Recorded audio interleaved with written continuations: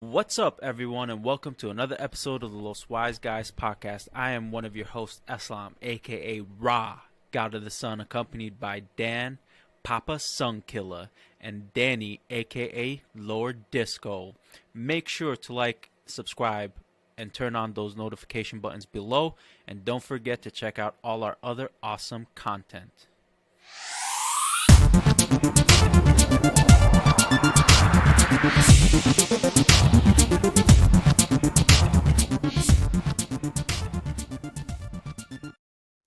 So, I got engaged kind of this past weekend. Kind of? Yeah, I mean, technically we were already. Thank you. Should I make?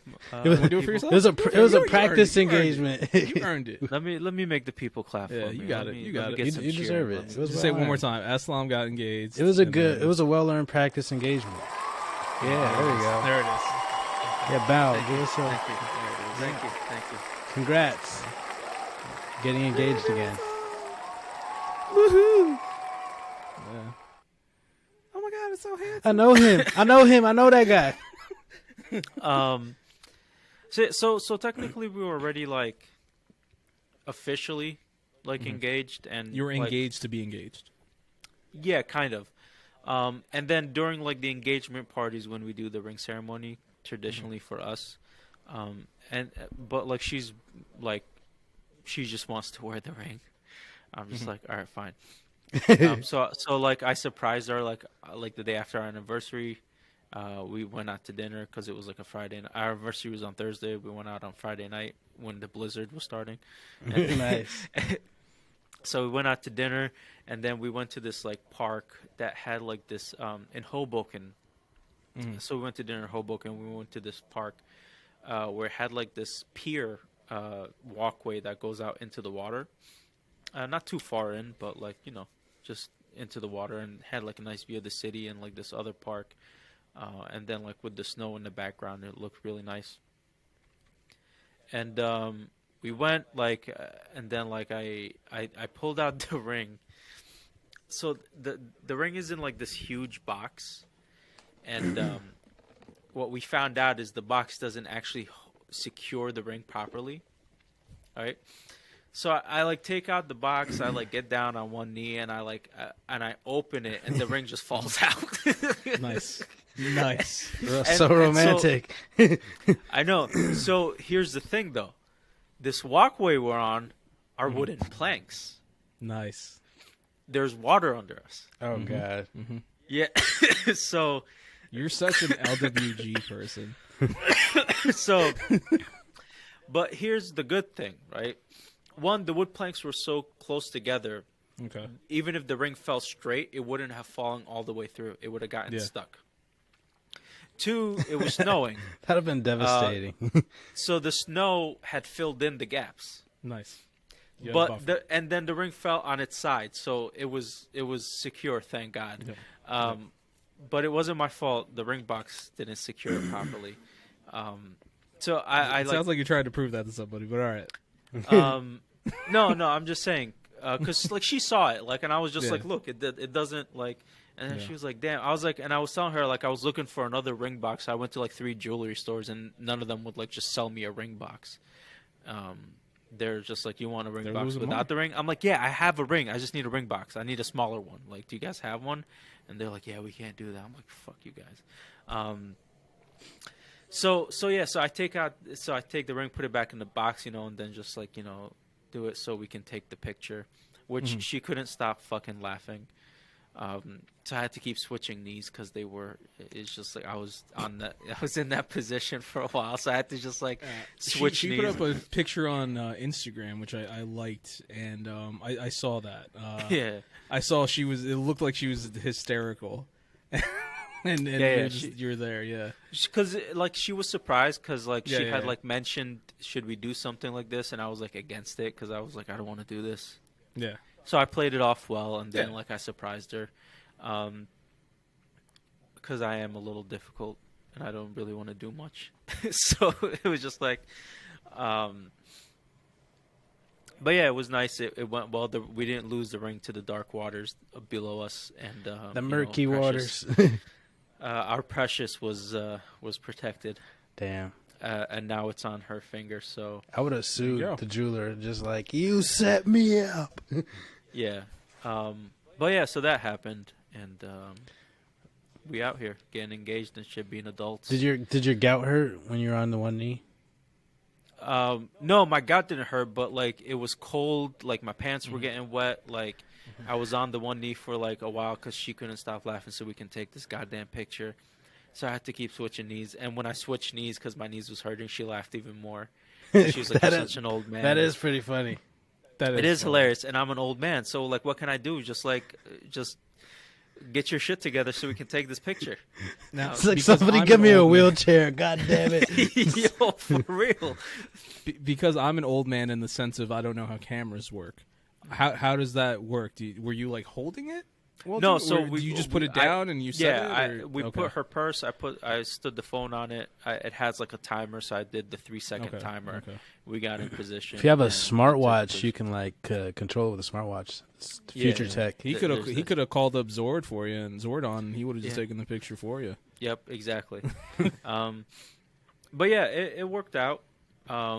We got that part done. It was mostly for like her to wear the ring, and then kind of like for our American friends to announce that we are engaged, and then we're just gonna do the ring ceremony where we give each other the rings at the party.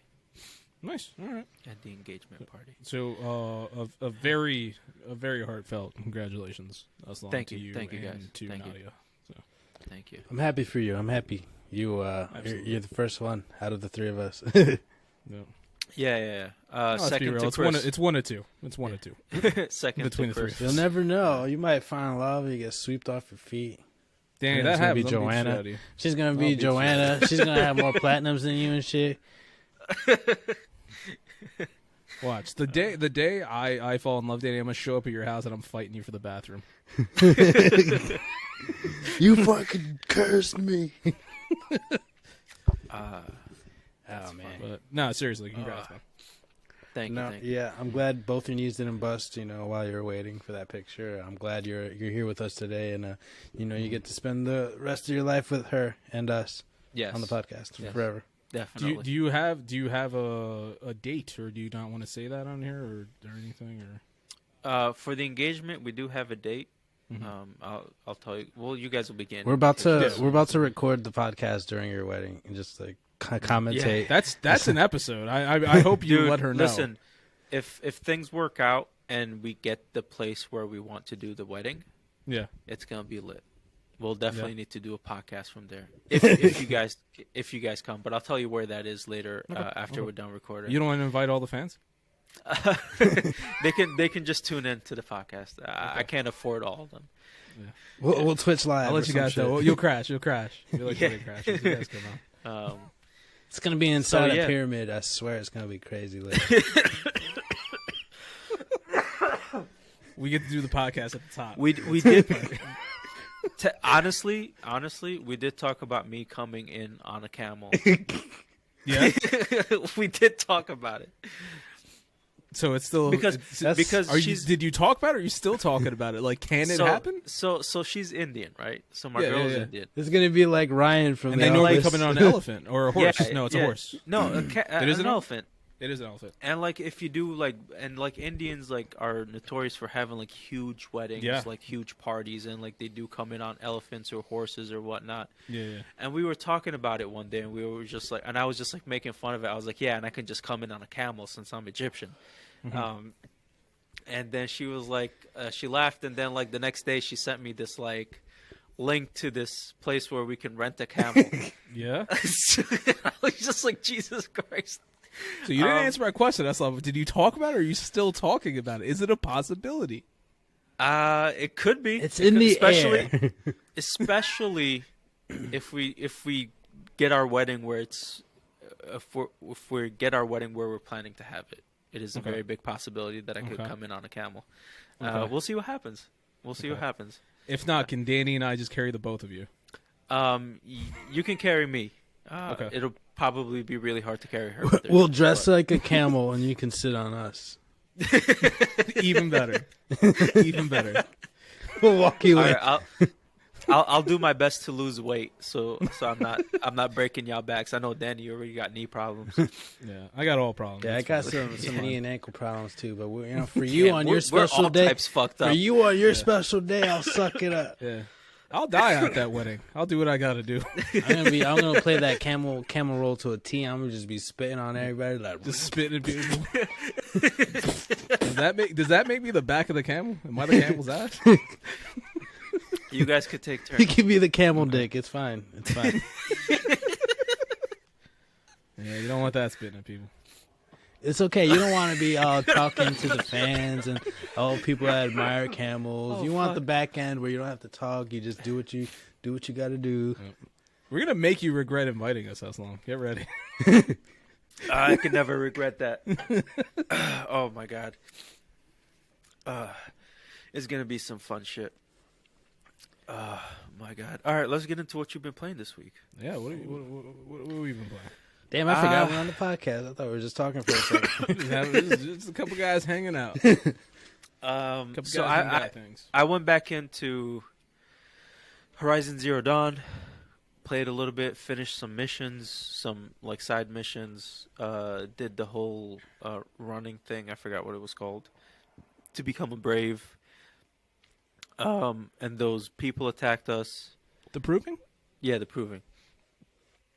I became a brave. Everybody else died because those people attacked us. I almost died. Then they healed me in the matriarch chamber where the mother is, which is just a robot in the door, like an AI. Mm-hmm. She sees. Yeah, so I finished a couple of those missions. I was playing. I was doing all this shit, and then my power went out. Ooh. So I don't know how much. I know I saved at a certain point. Like Is there an autosave? I don't know. Okay. I don't remember. Did you if there's an definitely like autosave. lose something, or are you just afraid to check? I'm now? pretty sure I lost. I lost some, not all, but I was really upset because I was in 2.5 hours, and I was just like, "Fuck," and then I just went to sleep. Yeah, 2.5 hours for you. You probably did like 2 missions, maybe. I'm not that slow. You're pretty slow. I'm not that slow. You're pretty slow. Fuck you. I'm not that slow. I am pretty slow. He's like 2.5 missions. But yeah, voice. well, you know me, when it comes to like a big world like this, I like to explore a lot. So Yeah. like I was like just going around. I unlocked the skill where you can do the stealth skill. So it is a skill tree. So you did that have to unlock it. Yeah, I unlocked that. I got the one where you can. I did the one where you can override the machines. Yo, and you got that I rode a horse. Yeah. Nice. See, I told you, man. I did some shit. I thought that was much later in the done game. some Maybe I just things. got to that part late. I don't know. I don't know. It was a mission. Yeah. So, because I killed. Yeah, because I became a brave. I went to the thing. That spider machine came and I had to kill it. And once I killed that spider machine that jumps all the time. The really, really big one? Yeah, that controlled the other beasts. So I killed that one, and then I remember all this being towards the end of the game. nah, son, this was. I must be misremembering. That. Yeah. Then again, I did beat the game in like a week. Oh, that So makes it's like sense. my time is all weird. I beat the game Yeah. like extremely fast, but Yeah. So, So I yeah. did that, and then she takes the thing where it's like, oh, this is what was overriding the machine. So she takes it, puts it on the spear, and then it's like, all right, now I gotta go test it. So I went and tested it, and yeah, it worked out. Mhm. And I rode the thing back to to Mother's Heart or whatever that village is called. Mhm. So now I talked to the elder, and now I have a mission to go out. Now I became a seeker. So now I can just travel anywhere I want to go. So I got to go out and travel and find out what's been happening. Who these people that attacked us, they have Doritos on their ear as well. Yep. So I got to go find out because they saw her through. Did you say Doritos on his ears? I was waiting for that. I tried to keep a straight face so hard. I'm proud. Yeah. But yeah. The focus, which is a little thing It's on like a her little ear. It's it's ear like a Dorito. digital Bluetooth thing. It looks like a Dorito. It's a triangle. Is it orange? Yeah, yeah. No, it's blue. Yeah. Oh. Yeah, it's a Cool Ranch Dorito. It's cool. It's still orange. So no, it's a little on the yellow. It's got side. some dusty dusty orange. Yeah, so I did all that, and then I at some point I was fighting something. I forget what I was doing, and then it just turned off. Yeah, and I was upset. I have. He let off question one for you. tear. He's just like, Have you gotten to fast travel in this game? So I have the fast travel packs. I have not been able to fast travel yet. I think I gotta unlock it. Okay, because the fast travel packs, like once you use it, it's gone, and then you have a limited amount. Correct? I think so. I gotta. All right, so I gotta yeah, keep finding. I'd recommend being strategic about how you use them. Like if you don't necessarily have to use them, don't. Yeah. But there is a point in the game where you unlock like regular fast travel. Oh, so okay, like okay. that's gonna happen, but you have to like keep an eye out for it. Okay, so I got fast travel packs, and I was like, oh, I gotta use these to travel. Okay. Yeah, And that then- was stupid. Yeah. Yeah, and then it's just like I haven't used them yet. I don't think I've unlocked them yet. But either way, I'm just gonna be exploring for a little bit right now. So, yeah. What have you guys been playing this week? I'll jump in. I'll yep. jump in. Yeah, go for it. So last week I was in New Jersey, and then after last podcast, I flew home. So I literally got like so engrossed in Vampire, the game, and I played the whole flight home. And I gotta say, they talk so much in that game. Yo, I've never, like, I thought I liked the good drama in the game, but, like, they took it to a new level. Yo, I've talked to everyone, like, 30 times, I feel like. I've cured everyone's sickness, like, 4 times. It's crazy. I've never spoken so much in a game, and it's crazy. I found myself just, like, wanting action. I was just like, God damn it, I gotta talk to everybody in the town. And then it's hard to find people on the map sometimes. I be getting lost, and I'm just like, yo, where the heck is fucking Albert Palmer? I gotta give this nigga cough medicine. And I'm like doing stupid things like that instead of like actually doing real game missions, because I don't want my city to get like in critical state, and it relies on like their health. So I don't know. It was just stupid, and I have a question. And with the dialogue, do they give you dialogue options like in a Mass Effect where you get to pick what you want to say, or it's a cutscene and you just have to watch it? They do give you options. It's like Okay. Usually there's like 2 types. It's one where it's like you can click and you kind of go around a ring, and it's like it just goes back and forth. But then usually it ends with like where they'll have like a Y, and it's like. Where actually what you choose actually matters, and like, it'll react different ways when they shoot the Y. So, like if you choose a certain answer, it'll be like aggressive. It'll be like, "You're stupid," and I think this, or he'll be more diplomatic about his answer. Like I guess depends on whoever you want to like build the relationship. So I mean, it does have like depth to it. It's just there's so much, Yeah. and it's like. Once you talk to certain people, you unlock hints about other people, so you have to go back to them. And it's like a real life, like, he shed, she shed. And I'm a vampire. I'm like, I should just kill everybody. On my head, I'm just like, I want to fucking kill people. I'm a vampire.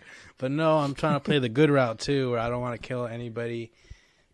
I don't want to kill any of the citizens, which makes no sense. There's, like, killing the NPCs will send the city in disarray and make it critical and call upon. But like whenever I kill like my enemies, I'm just fucking eating them, tearing them in half, and it's just like, oh, I could kill those people and bite them and drain their blood. But it's like the moment I kill an NPC and drain their blood, it's like, oh god, the city's in shambles. It's crazy. But yeah, so at a certain point, I was just like, I am so tired of talking, and I just switched back to Breath of the Wild, and I was like, yes, action. I like got back into the groove. I beat my first Divine Beast. I beat Van Meadow, the bird one. Which beast is that? Oh, the bird. Yeah. Okay.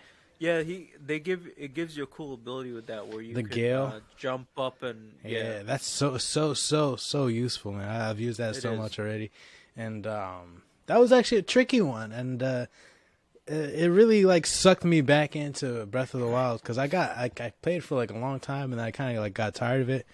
But now I'm like back in it. I have like stopped playing. I've like found like at least 10 shrines and I've been trying to just explore everything. And I think at some point I had to pull up a shrine map so I can just go find all of them. yeah, because it's like it's really time consuming, honestly. Yeah. And also I just feel like some of the puzzles are just so hard. I'm like, yo, there's no They way are these hard. are for kids. I was like, bro, yeah. When I was on that fucking Divine Beast, I was like, there's one spot I had to get a guide because I was just like, it was cold up there, and I don't have a cold suit. I didn't have fire, and so I was just fucking eating and eating and eating until I ran out of food, and I would like teleport back and then go back, buy more food stuff, or fucking scavenge for food stuff, and then go back and try to solve the puzzle on the time limit, like as much as I can eat and survive.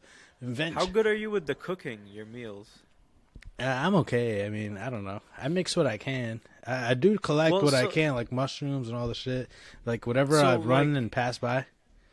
For quickly, Mighty Bananas. If you do 5 of them, it gives you a like attack boost when you eat it for like a certain amount of time. So just like cook together Mighty Bananas. I used to only cook 2 meals, like the Mighty Bananas, and I think 1 for health. I forgot what it was. Oh, like anything with like hardy in it, like a hardy durian or whatever. I usually gives you more I usually extra have hearts. fucking apples and raw meat wherever, and sometimes I find mushrooms, so I just be throwing them shits together. In the store they have carrots. If I'm desperate, I'll buy some of them fucking carrots. But This is amazing. It's like Breath of the Kitchen with dating. Like, this is I'm just letting- welcome to the no, culinary. the funny thing is the little bit of Breath of the Wild that I did play, the cooking was my favorite part of the whole entire game. I was just like, I just want to get in there. I just want to mix things, and I hear the little music, and then that's it. And then I make something else. That's all I did that I enjoyed.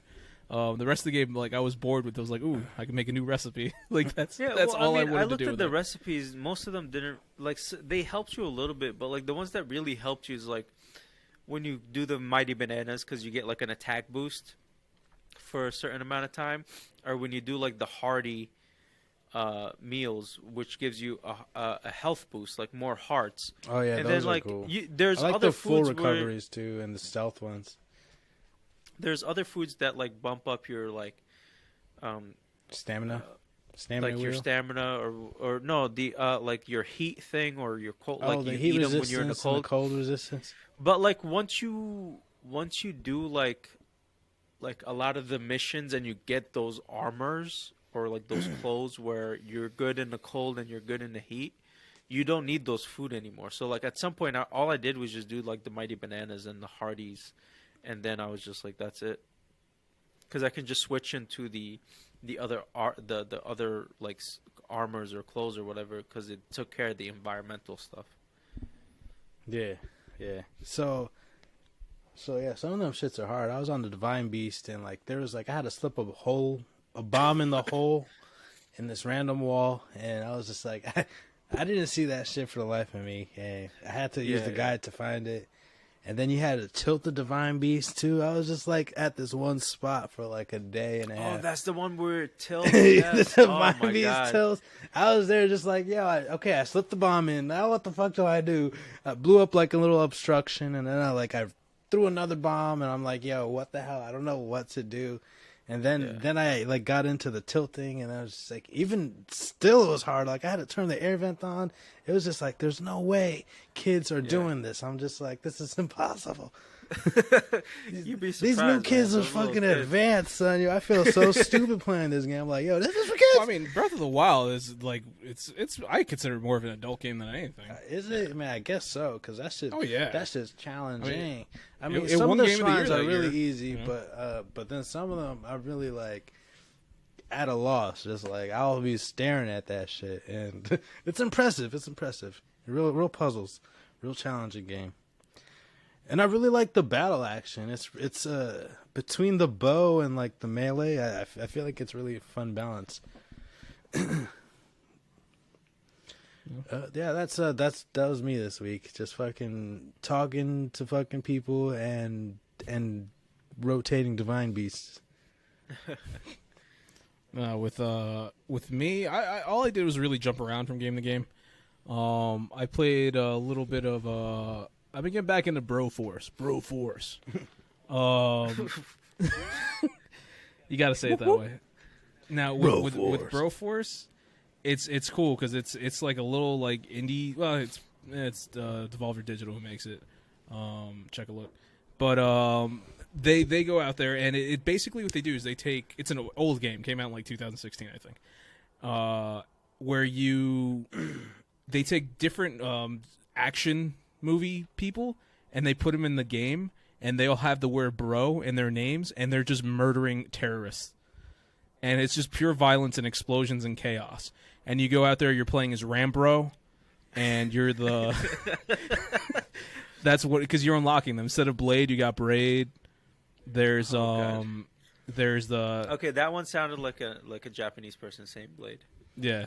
Instead of Time Cop, it's Time Bro.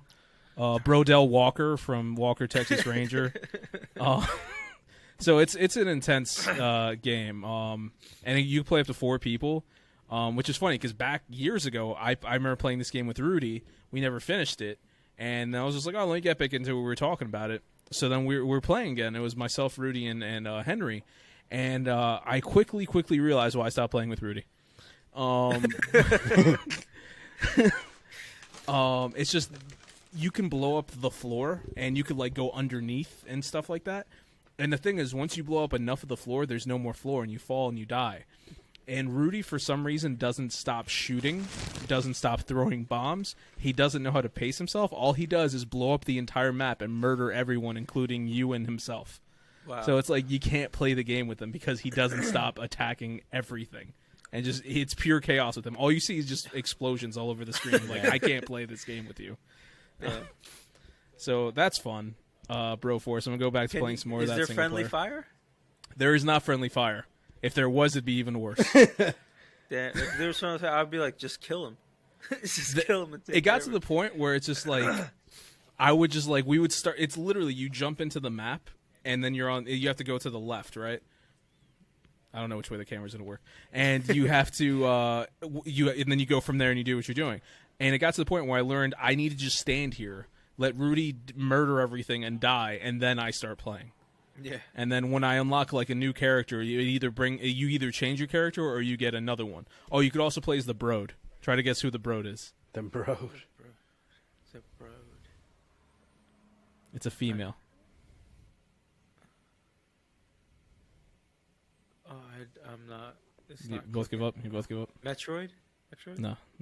It's from a movie. It's got to be an action movie. Oh, an action movie. You guys have seen the movie. Female. Holy shit. Female. Can we get another hint? What's a good one? The Broad. Yellow outfit. Rogue? Oh, Kill Bill. Kill Bill. What's her name? Yeah. Emma? That's no. Well, I mean, Uma Thurman's her real name, but the character, but I know the bride. Oh, the bride. Okay, the Broad. Okay. Oh wow. Yeah. I wasn't gonna get that. So yeah, it's a fun game. It's a fun. Yeah, game. there was no way I would have guessed the bride. All right. Well, pay attention. Tarantino earned our respect. Pay attention. No, I remember the bride. I just like the whole thing. I wasn't gonna when she think died, back but to like that. I would have never. Yeah. You could also play as Command Bro.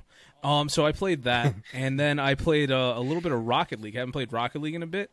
Horrible experience. I hated it with all my heart, guys. Is that the one with the cars play soccer and shit? Yeah. That's just it's an old game. I used to be pretty good at it back in the day.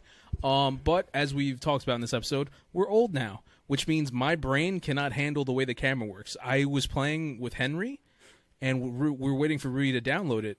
And then at one point, we got some matches in. Rudy's like, all right, I got download. I was like, I need to jump out. I was like, why? I was like, I need to take some Advil. He's like, I have a migraine. I was like, my brain felt like it was going to explode because the camera's so zoomed in and you have to work the camera while also driving around and trying to find the ball. I was like, I did this just a few years ago. I know I could do this. I wasn't that bad at this game. And I'm playing horribly. I wanted to throw up. It was bad. I had to adjust the camera. I legit took the camera position and put it all the way back so I could see the entire arena at once, and everything is little dots. Yeah.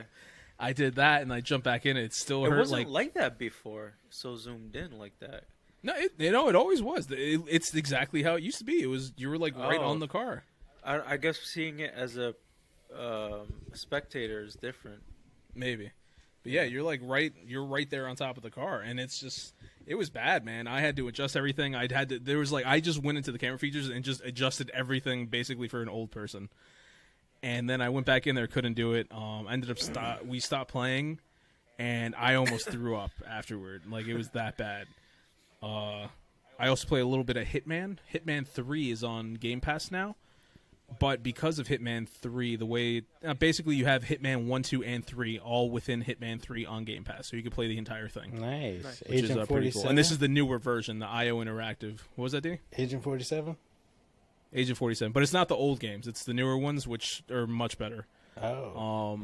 Yeah, they made them a few years ago. I played that, and I've been playing a little bit of WWE 2K19. Figured, you know what? I'm in the mood to play the new wrestling game. It's not coming out anytime soon, so 2K19. That's what I'm playing. I made a new character. His name is The Real Deal Ross Zander. One hell of a wrestler. Nice. One hell of a wrestler. That's all I've been playing. That's all I've been playing. Cool. All right, let's get into the news. Oh, and Among Us. I'm sorry, I was playing Among Us as well. Oh yeah, Rudy was asking me about Damn, that. so he was playing. Yeah, I don't. He was playing everything. Yeah, I jumped around from honestly, there's like another 5 games that I just can't remember right now. But yeah. Yeah, Rudy asked me about Among Us, and he's like, I'm getting a team. I was like, dude, I'm too busy. I won't be able. I'm not going to be reliable.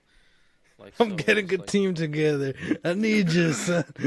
Honestly, for Among Us, you need a crew. Because he kept on telling me, I was like, you need minimum 6 people to have a good game of Among Us. 6 people that you actually know. Because we've just been playing with randoms. And I'm like, it's okay, but you need a group of people. So he's been out there. He's been making the calls, trying to get people. Yeah. Try to recruit. All right, news time. Why don't you go first, Disco? Hold on, let me die first. I wasn't ready. Damn, bro. I guess my cough was contagious. You got that shit through the podcast. I got the grout. That's crazy. Yeah. Should I mute? Like, am I gonna get it? Yeah, you should mute. Protect yourself. Jeez. Should start putting masks on these mics. Triple mask. Let's see. I got one story today. Where'd it go? It's the Okay, here we go. ISIS leader Abu Ibrahim al-Hashimi al-Quraishi. I feel like I busted that up, but was killed Wednesday. I thought you were done. I thought you were done halfway. I felt like I was supposed to be done, and it was still. I was like, oh, he's still going. Was killed Wednesday during a U.S. counterterrorism raid in northwest Syria. President Joe Biden announced Thursday morning. It was the biggest U.S. raid in the country since the 2019 operation that killed ISIS leader Abu Bakr al-Baghdadi. Yeah, nailed it. This is from CNN. Some stuff that I read off CNN. Apparently, he blew himself up as U.S. forces approached the compound, which I don't know. That's pretty crazy. That's a crazy way to go, man. I can never blow myself up. No, just fucking coward. Yeah, definitely 100%. But man, I'm just not even trying to like go out in a blaze of glory. I mean, I guess he did go in a blaze of glory, but I would rather go like guns ablazing, not like in a blaze. Yeah. But to each their own. And I thought it was worthwhile news. ISIS leader dead. I'm a dumb American, so I don't really know too much. But it's to my knowledge that the ISIS leader is a bad person. So I feel like this is good news. Yes. I mean, yeah, absolutely. The only problem is it's one of those things where it's like, granted, I like you, I'm a dumb American. So I kind of just being pessimistic only assumes that someone else is going to come in and fill in that void. Yeah, of course. Like he said, that there was another ISIS leader before him. Yeah. So it's like, at least we got somebody out the way. I just hope that the next one isn't as bad, But I mean, it's all bad anyway, right? Yeah. Well, hopefully it's not as bad, or the better. Yeah. But I just saw some good news that I'll talk about later, but about some Ghostwire Tokyo Dan trying to fucking freak me out and shit. IGN out here saying it's launching on March 25th, 2022, motherfucker. I didn't want to scare you about the launch. I wanted to scare you about something else, but okay. Oh, god damn it. No, is it bad? Is it bad already? I just want to say, I watched that trailer, and I was like, man, this game looks really cool. Then I saw the gameplay, I'm like, wow, this looks like shit. Oh, fuck me. And I've been saying that for a while, and I was like, all right, it's been some time. The game's quiet. Maybe they'll bring it back. Maybe they'll show something new. I'm like, no, it looks worse. Okay. Damn it. I mean, you look at the gameplay and you judge. Remember, I'm weird. I'm different. Maybe most people will like it. I'm not, you know me. I'm not going to do research. It is what it is, bro. It is what it is. I'm going to get the most negatives again. Let's fucking go. I hope he gets a 0, just cancels out again. Yeah. I put up the scores for the month. I'm going to be doing that. There's going to be standings for the month, so if you guys go on the site. So I'm still at 0 anyways. I'm about to jump you guys on. are I'm both about, tied to, for I'm fourth about to place. buy some stuff this week. You better watch out. Anything hot, I'm about to grab. Like, I'm balling. I got $100 still. I'm gonna be like, I got enough. I'm gonna be flexing. I'm gonna be like, $5 for that. Oh, $20. What are you gonna get? Tell me a game. I'll tell you. I'll tell you. Saturday. Okay. I got you. All right, cool. I'll text you. You'll be the first person I'll let know. Appreciate that. Yeah, Appreciate I'm gonna that. text you as soon as I fucking do. I'm gonna be like, "Oh, Danny, check this out. Yeah, you jealous or what, bitch?" Yeah. Can't wait. Can't wait for that text. It's I coming. wonder who's gonna forget, you or me. Well, I'll write it down on my pad. Fuck you. That's my what- dementia. that's my dementia. bad. Both of you. I'm not gonna Both of you. remember that. I'm not gonna I won't remember let that. my dementia get the best of me. I'll succeed. I just want to mention, Rudy sent me a text message today while I was making some food. He's like, man, I still got to bow to all these ulcers. I was like, what? What are you talking about? How many ulcers does And he then have? he was just like, I meant altars. I'm like, I still don't know what you're talking about. He's like, bow, I got to bow, goddammit. I'm like, I don't know what this means. It ended up being Ghost of Tsushima. He was trying to re-get the platinum trophy, and I didn't remember bowing was the thing, and we were talking about Ghost of Tsushima hours prior, so I don't know. I forgot the whole conversation. Just imagine him he at bows to church ulcers. texting you, just like, I gotta bow, motherfucker. I gotta bow. Yeah. All right, so I'll jump into my news. Yeah, go for it. All right. I got me some You got this? wrestling news. What? You got this? Yeah, like You can handle your new? Yeah, I got it. Thanks. I'm not sure now, actually. Yeah, I got some wrestling news, and it was a very eventful week in the world of wrestling. So, I'm gonna keep biding time while I get my app ready and bust out the news that occurred in this week in the year of our Lord 2022. Hold on. in What you wrestling. eating over there? What was that quick little sneak You're bite? eating too? You're eating too? it was a cronut. I don't even know what you just said. I don't know. I'm gonna take it as I'm gonna take that disrespect. as an insult. There you go. There you go. We think alike. So cronut is a croissant donut. He said Corona. That's what I heard. I was like, Hey, the drink he or just the, cracked the one open. disease? Cronut. Yeah. You got a fro It's nut. super delicious. Yeah. It's a bro nut. He's I You don't get him want broke. that. You get him I broke. don't want bro nuts. he got nut from his best bros. You could also play as Robocop in there. So, wrestling news this week. The Royal Rumble happened. The Royal Yes. Rumble Oh occurred. wow! Yeah, that was on a Saturday, which I said that's unusual. They're used to doing pay-per-views on Sundays. That's why my whole week has been screwed up. But yeah, it was on Saturday, and I saw pretty much the entire thing while on the phone with Rudy and Jazz. It was interesting. I've never seen a wrestling event that way. Okay. It was a very lackluster Royal Rumble. Dare I say, very unentertaining. Yeah, I saw your tweets about it. I feel like I Unentertaining. didn't even hear any hype about this one at all. I feel like Yeah. there's usually like advertisement. You see things, ads. I don't know. Maybe it's just me. I've been busy. No, but that's the way WWE is now. It's kind of just like, hey, stuff happens. we're doing this on this date. Come maybe if you want. Dude, I'm a wrestling fan, and I forget when their big pay-per-views are. Me. Yeah. So it was a lackluster Royal Rumble. The sad thing is, it did have some cool moments. It really did. First match of the night, Seth Rollins versus Roman Reigns. Real good match. There's a lot of history there, a lot of story. Roman wins, or Roman lost, but by DQ, so he's still champion. Then they go into the Women's Rumble. which was pretty cool. You had a lot of surprises in there. Melina, you guys remember Melina? She was in there. She was number 2, I believe. Sasha Banks was number 1. We also got to see Lita, like I mentioned before. Lita was going to be in there. Molly Holly, as Mighty Molly, was in there. And Mickie James, which I did announce earlier, was going to be in the Rumble. She showed up with the Impact Knockouts World Championship, which was exactly what I wanted, where she came in with a title from a different wrestling promotion and promoted it on WWE. I was very excited about that. Very happy to see Mickie James get in there and get that spotlight.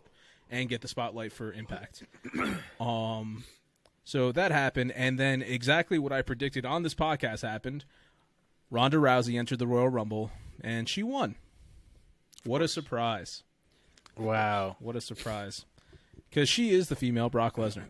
Now, later on, there was another match where we had Edge and his wife Beth Phoenix go up against The Miz and his wife Maurice in a mixed tag match. They had a couple cool spots here and there. Maurice actually did some wrestling moves unheard of, but she did it. And it was entertaining. It was okay. After that, we had the men's Royal Rumble match. And boy, when I tell you, that was some shit. It was bad. So we had Johnny Knoxville, as I mentioned, was going to be in the Rumble. He was in there. And he got eliminated by Sami Zayn, which I was very excited about since he made Sami Zayn look like shit for the past 3 or 4 weeks. So Sami Zayn eliminated him. Kofi Kingston, I don't know if you guys are aware, always has like this cool like spot at the Royal Rumble where he does something where he should get eliminated and he doesn't, where once he jumped on a chair and because his feet didn't touch the ground, he's not eliminated, then he started using it as like a pogo stick to jump back into the ring. Another time he was doing a handstand because his feet didn't touch the ground. He walked himself back to the ring. Once he had Big E from the New Day catch him, and he did. Another time he was caught, and then Xavier Woods threw pancakes on the floor so he could step on the pancakes and go back to the ring. It's always something cool. This year he got thrown off the top rope, jumped over, and went to grab the rail where the fans are at. And he grabbed it, but his feet hit the ground, and they blew the spot, and it was very sad, very upsetting. Oh. So the Kofi spot didn't win this year, which, it was bound to happen. He didn't get away. Yeah, he didn't get away. And then it's like, you could tell some of the referees are trying to pull it off, and it was just like, nah, man, we all saw it. You can't. And it sucks, because a lot of people were on Twitter, they're kind of like making fun of it, and Kofi's just like, hey, man, I'm happy I tried, Yeah. It is what it is. Like, it was bound to happen, and next time I'll come up with something cool. I am what I'm still fucking Kofi Kingston. You win some, you lose some. Don't you dare forget it. Exactly. What? Also, Bad Bunny was in there again. And the singer? Yeah, this is his second time appearing at a Royal Rumble pay-per-view. Oh, Jesus. He was in WrestleMania last year. I feel like he's always on that that's show. blasphemy. You stop. Bad Bunny is the greatest entertainer to wrestle in WWE history. He's that damn good. So, I'm sorry. When he showed up, me and the rest of the world were very excited to see him. It's because he's Puerto Rican. No, not even. I would have held that against him. Like, I had to, because I know a lot of my people are going to be happy that you're there. I have to bring it. I have to equal it out. I have to level it out. But I was like, he truly is a diehard fan, and he actually trained before the WrestleMania match to give it his best. And he was doing really good moves. So I was anytime he wants to show up, me and the rest of the fans were happy. He got our blessing. But so he actually could wrestle like he hits Canadian destroyers, dude. He hits Canadian destroyers. I know that doesn't mean anything to you, but it means a lot to the rest of us. So yeah, he showed up. It was great. Another surprise in the Royal Rumble was Shane McMahon. Yeah. Which I will get into later on. And the last person to enter this was Brock Lesnar, who I forgot to mention had a match earlier in the night with Bobby Lashley, which I mentioned on the podcast before. First time ever. They're going back and forth. Shitty match. Horrible match. One of the worst matches I've ever seen. Bobby Lashley won because Brock Lesnar had Paul Heyman, his manager guy, cheat because he's with Roman Reigns, and then Lashley won. You sound so defeated and disappointed. And the messed up thing is, while I was on the phone call with Rudy and Jazz, I thought to myself, I was like, and I said to them, Lesnar's going to enter the Rumble and he's going to win it. And they're like, oh, but he already had a match. I was like, no, this is Vince McMahon's way of thinking. Anything to put Brock Lesnar in the main event. So then Brock Lesnar was number 30 in the Royal Rumble, and he won the whole thing. He was one of the last 4 people with Shane McMahon, Bad Bunny, and Drew McIntyre. 2 of those people are not wrestlers. The other one's a part-time wrestler. Damn. That's crazy. So Brock Lesnar wins because he is the male Ronda Rousey. And that was the Royal Rumble. Yeah, it sounds bad. That was the Royal Rumble. Sounds real bad. Oh. And then AEW this past Wednesday, yesterday, as of this recording, there was a MJF versus CM Punk match. Oh, sounds interesting. Arguably one of the best matches AEW's ever had. Amazing. Nice. Great storytelling. They told the story with Punk's arm was hurt, so he couldn't do his finisher. His leg was hurt, and they played off of that. MJF is being the chicken shit heel, where he doesn't want to do anything. He's running away. He's cheating every way he can. And then in the end, well, not in the end, towards the middle of the match, he actually chokes Punk out by using he rips off part of his tape and starts choking him, but is hiding it from the ref. The referee can't see it. Punk passes out, loses the match. Everyone's like, "Oh my God, that's Punk's first loss. This is crazy," and it's in his hometown of Chicago. This is insane. When they go to lift Did he up really MJF's pass out? hand- No, this is wrestling. Oh shit! Oh, when he Yeah. goes to raise his hand, he drops the tape. The referee sees it. I like how serious he took it. He's like, did he really I was pass like, out? oh shit! No, so they see the tape, and the referee's just like, "Oh shit, you choked him out. We're gonna restart the match," which is stupid because he just got choked out. He can't fight again. But this is wrestling, and he was perfectly fine. So they fight again, and in the end, he cheats, and he still beats CM Punk in his hometown, and gives CM Punk his first ever loss in AEW in 8 years, whatever it is, Damn. in Chicago. Wow. And I was just like, that's just building up to another match, and I can't wait. It's gonna be phenomenal. Very cool. Another wrestling news story I have. This is the heavy one. Brian Kendrick, who had requested to be released by WWE a little while ago, he was one of the coaches backstage in NXT. He got his release. They granted it to him. Then, when he got his release, AEW immediately announced he's going to wrestle Jon Moxley on this week's AEW. Then, shortly after that, AEW released him. Damn.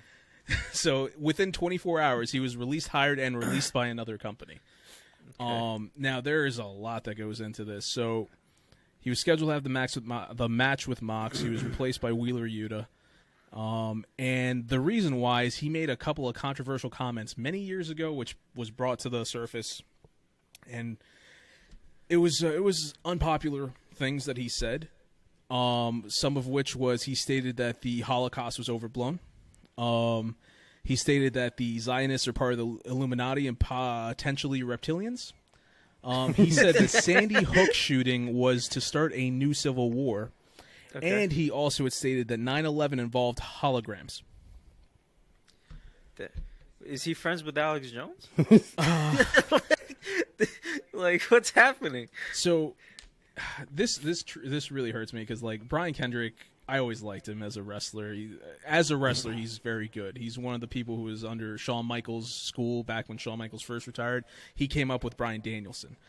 And to see him in AEW, I was like, oh my God, this is great, this, that. Then all these things come to light, and they're like, who says this shit, dude?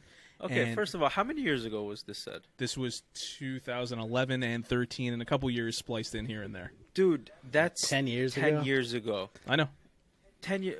I don't give a fuck what he said 10 years I'm ago. Did he say I'm this shit afraid now? to look at my MySpace 10 years ago. Like, I don't. It's probably a lot of dumb See, shit. I know where you guys are coming at. I for the It's most like, part, I people do can agree. change after 10 years, man. Exactly. Like, if he's not that same person, it's just like, just let it go. For the most part, I agree. But if you're looking at it from Tony Khan's point of view, from AEW's point of view, all this literally just came to light. A bunch of people are saying all this shit.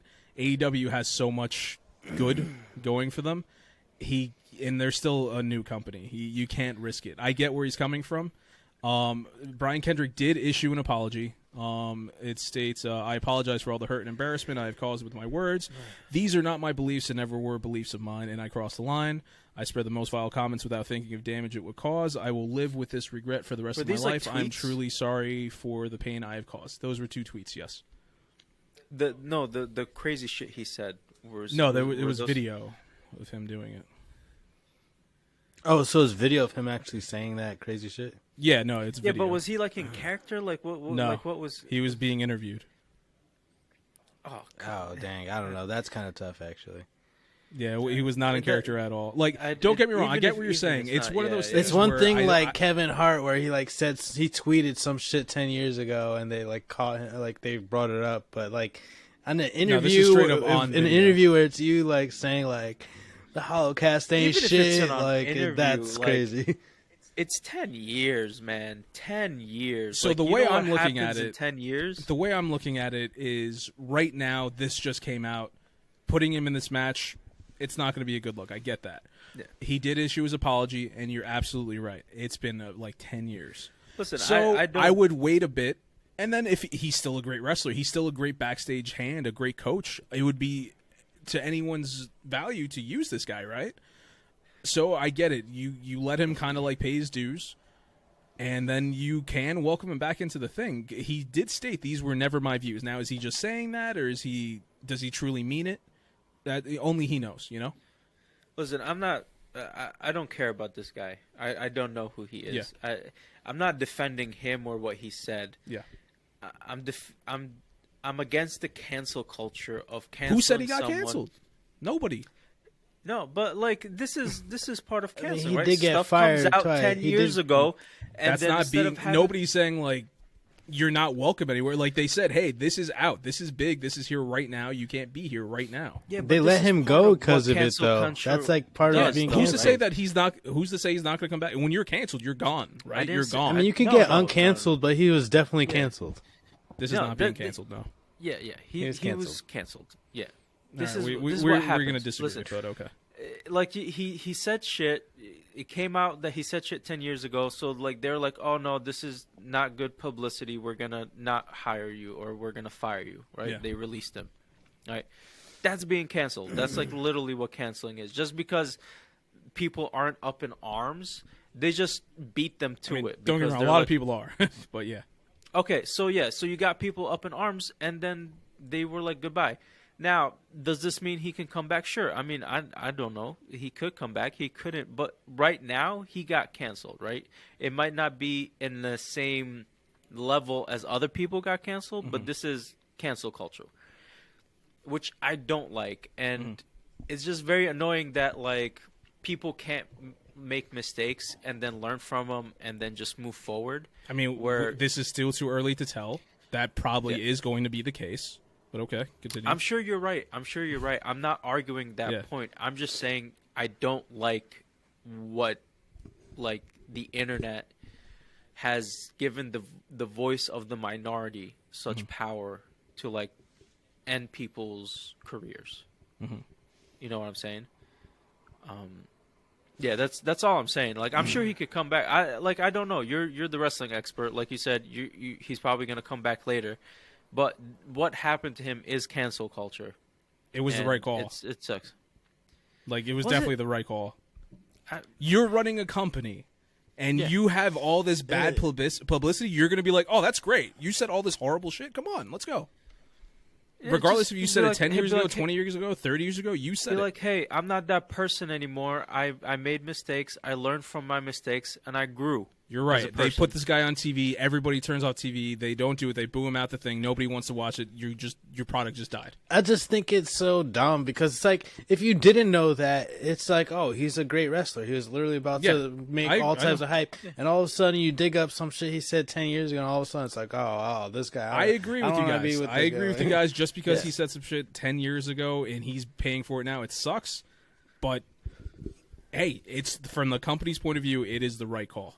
I wouldn't have. Nah, I think if you're putting your company at risk at that point, they should have just like put him on the back burner to let it cool off a little because it's an investment. You know, they go up and they go down. It's just if I know the person closely, like let's say if it's a person I work with and like 10 years ago they said some shit and I know this person personally and some shit comes up and now it's just like I'm be like, no, listen, this could have been him 10 years ago. This is not him now.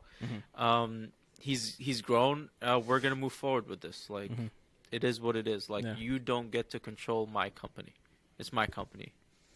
You don't want to watch it? A lot of people could change in 10 years. You can't do that with an entertainment company. You can't tell people it's fine. Don't watch my company when my companies based off of you watching it. There's gonna be people tuned in. There's no way people weren't. There's no way everybody was not gonna tune in just for that, just because they had him on. It's not like he fucking raped somebody. Like, this is something completely different. No, I get where you're coming from. Yeah, it's just like the reason why this cancel culture keeps working, because these companies keep folding to these people, and these people, most of these companies that are on cable television are more beholden to their ads, like their ad revenue, than to the people watching, right? So they care more about. So if maybe they got pressure from their ad people or whatever, they're like, don't. I can kind of understand that, but it's at the same time, it's like, hey, we'll get new ads.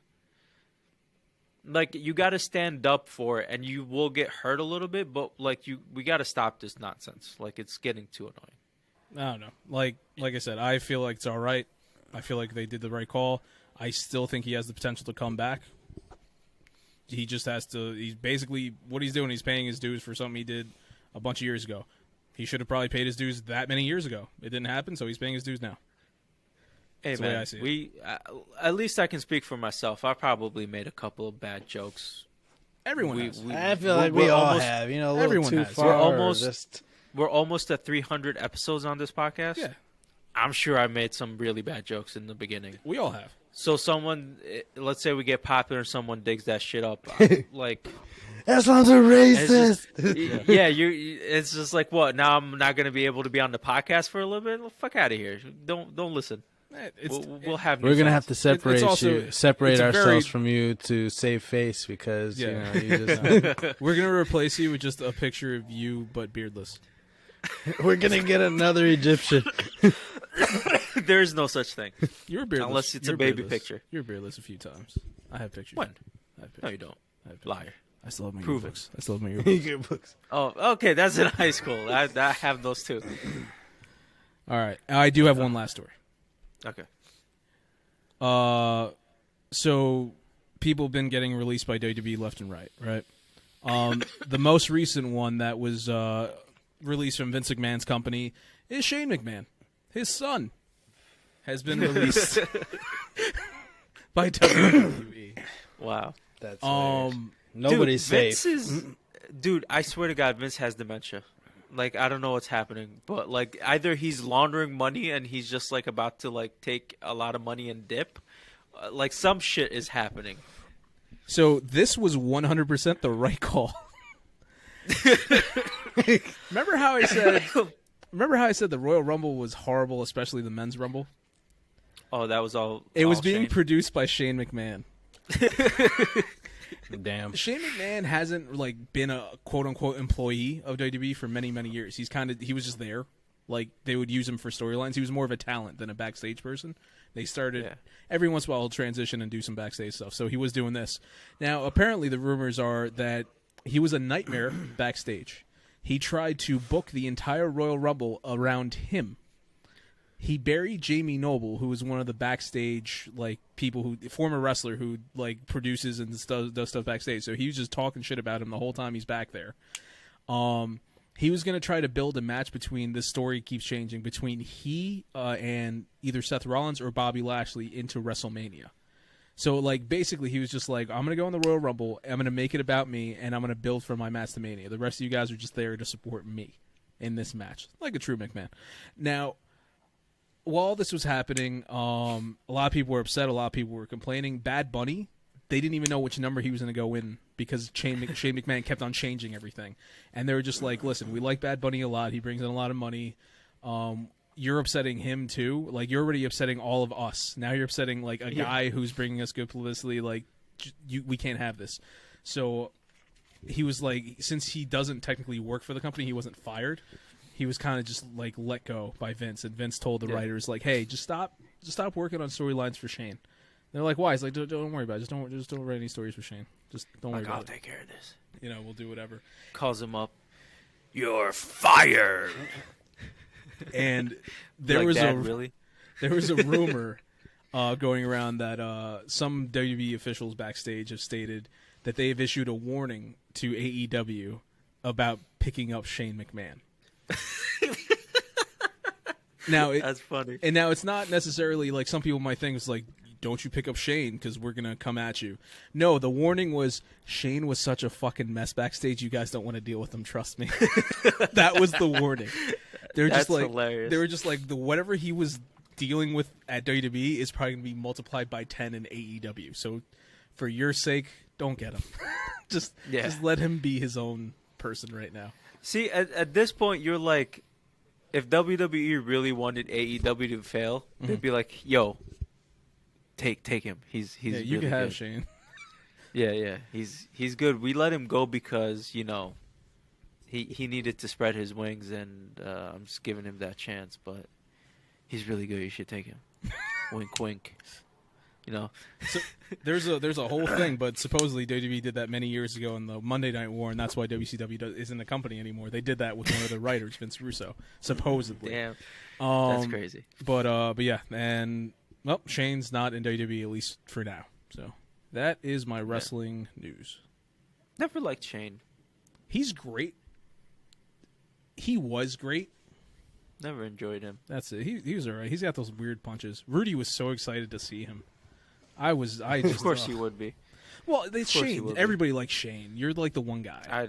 I don't like Shane. People like Shane. I also didn't like that British wrestler. Which one? They're all great. William Regal? Yeah. Go to I hell. didn't like him. Go to hell. William Regal's a saint. I never enjoyed him. Man, we'll put on brass knuckles and just knock people out. He kissed Vince McMahon's ass. He did that for us. Of course he did. He did that for us. Didn't like him either. Power of the punch, he called it. Okay. All right. I'm gonna get into my news now. Go for it. All right.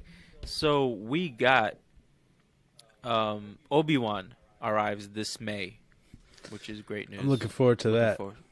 Yeah. We got Halo live action series premieres on Paramount Plus on March 24th, 2022. I'm looking forward to that.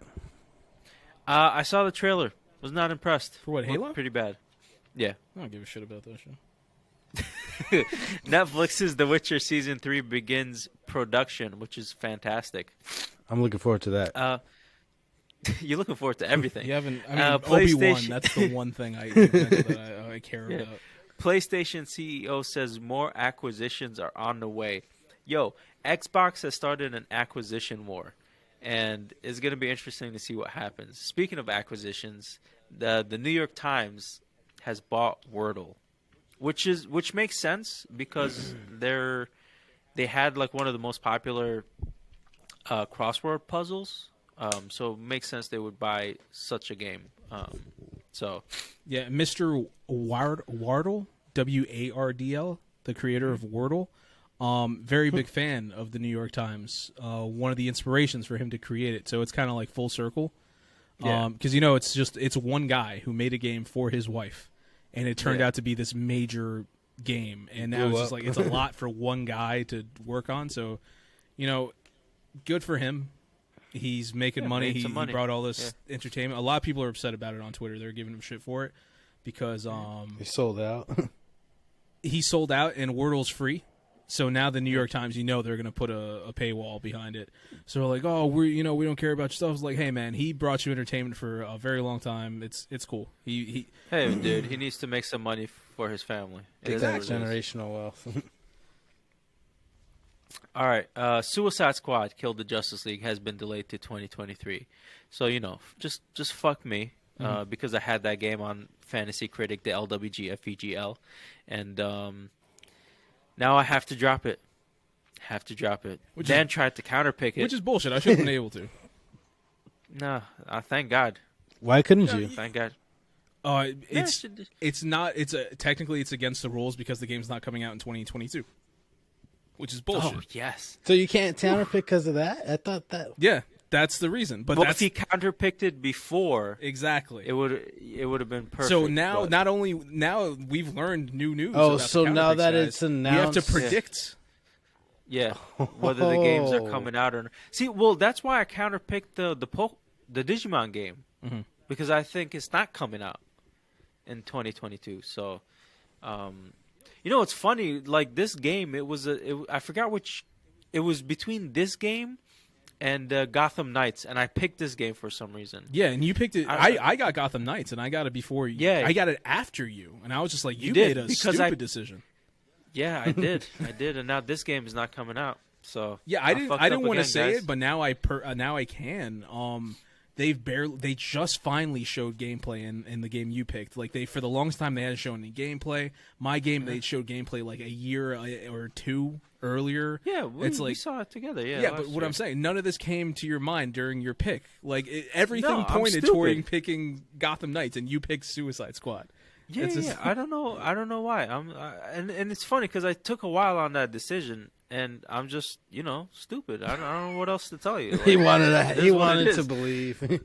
Yeah, it's just like Yeah. I make bad decisions. It is what it is. I almost asked you, "Are you sure you picked the right one?" Like during the pick, and I was just like, "No. Let this play out.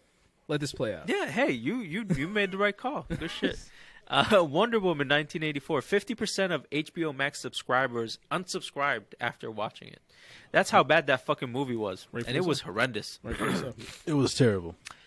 Yeah, I new wished Scream- it never existed. Oh man, Ditto. heck yeah. Yeah, That's a pun. and yeah, People call saw back the to the movie. movies. Retarded. But nobody saw it because it Story was so flat. bad. Yeah. New Scream sequel officially moving forward with returning directors. Great news for Dan. How was the Scream movie? Did you watch it? No, I'm dying to see it. I don't want to go to a movie theater, and it kills me every day. Okay, it should be on HBO Max. Buy a drone, control it, send it into a movie theater. You got this. Sounds horrible. Oh yeah, buy a Sounds ticket, horrible. put it on the drone. Yeah. Amazon has officially released 20 plus character posters for the upcoming series, The Lord of the Rings, The Rings of Power, which is set to release September 2nd on Amazon Prime. And these posters look phenomenal. Some of the weapons are amazing. They outdone themselves with the costume design and weapon design. It looks fantastic. Can't wait to see more. And Call of Duty's new generation teased as coming soon.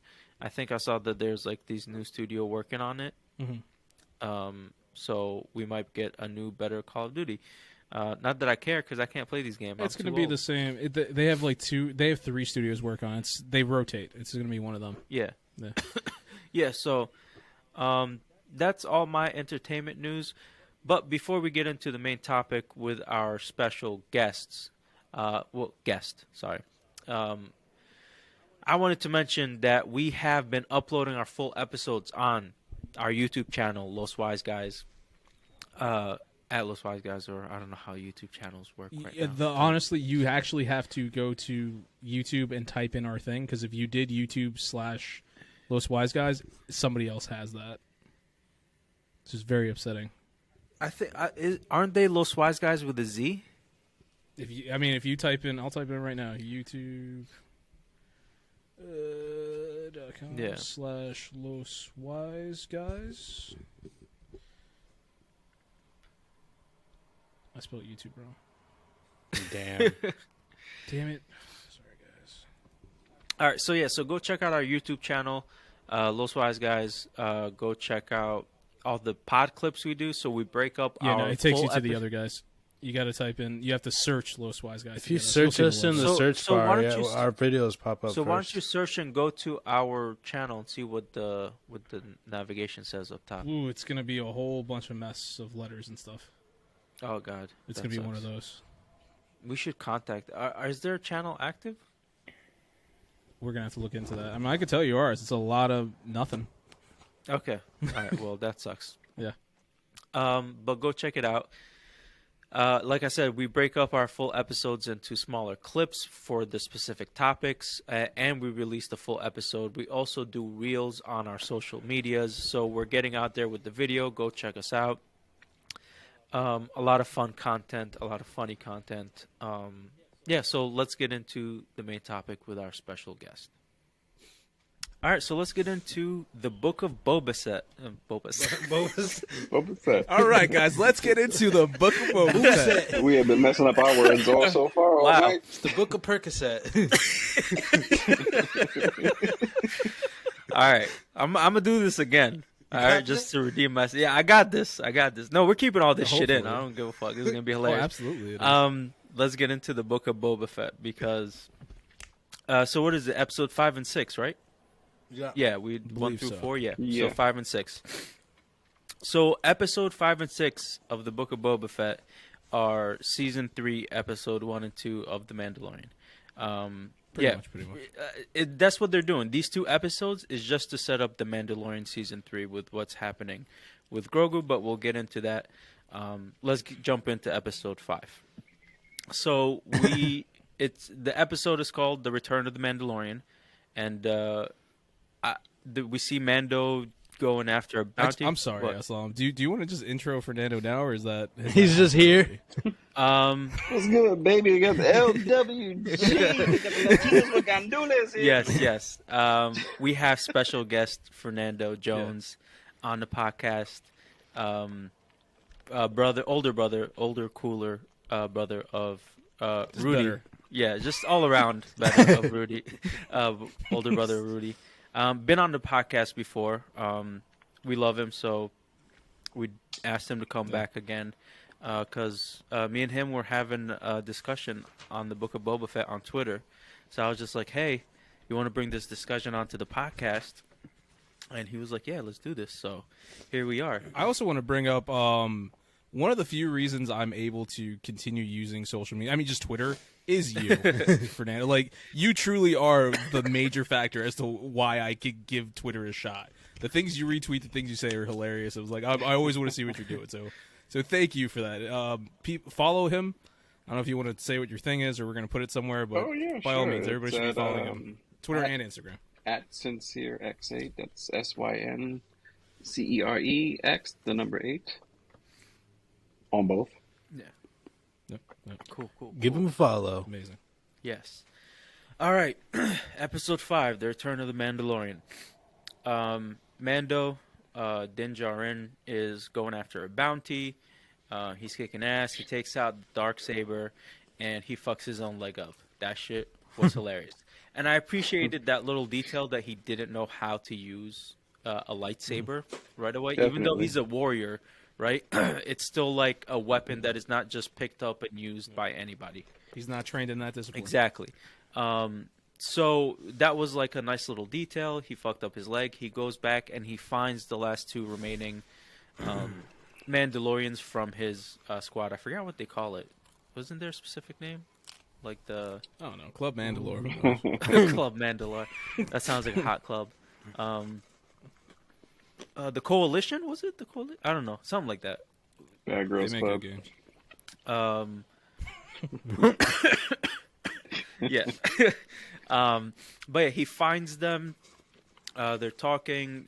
So he had the spear, the Beskar spear, and the lady was like, "Oh, that's Beskar is meant for armor, not weapons, because it could pierce the Beskar armor."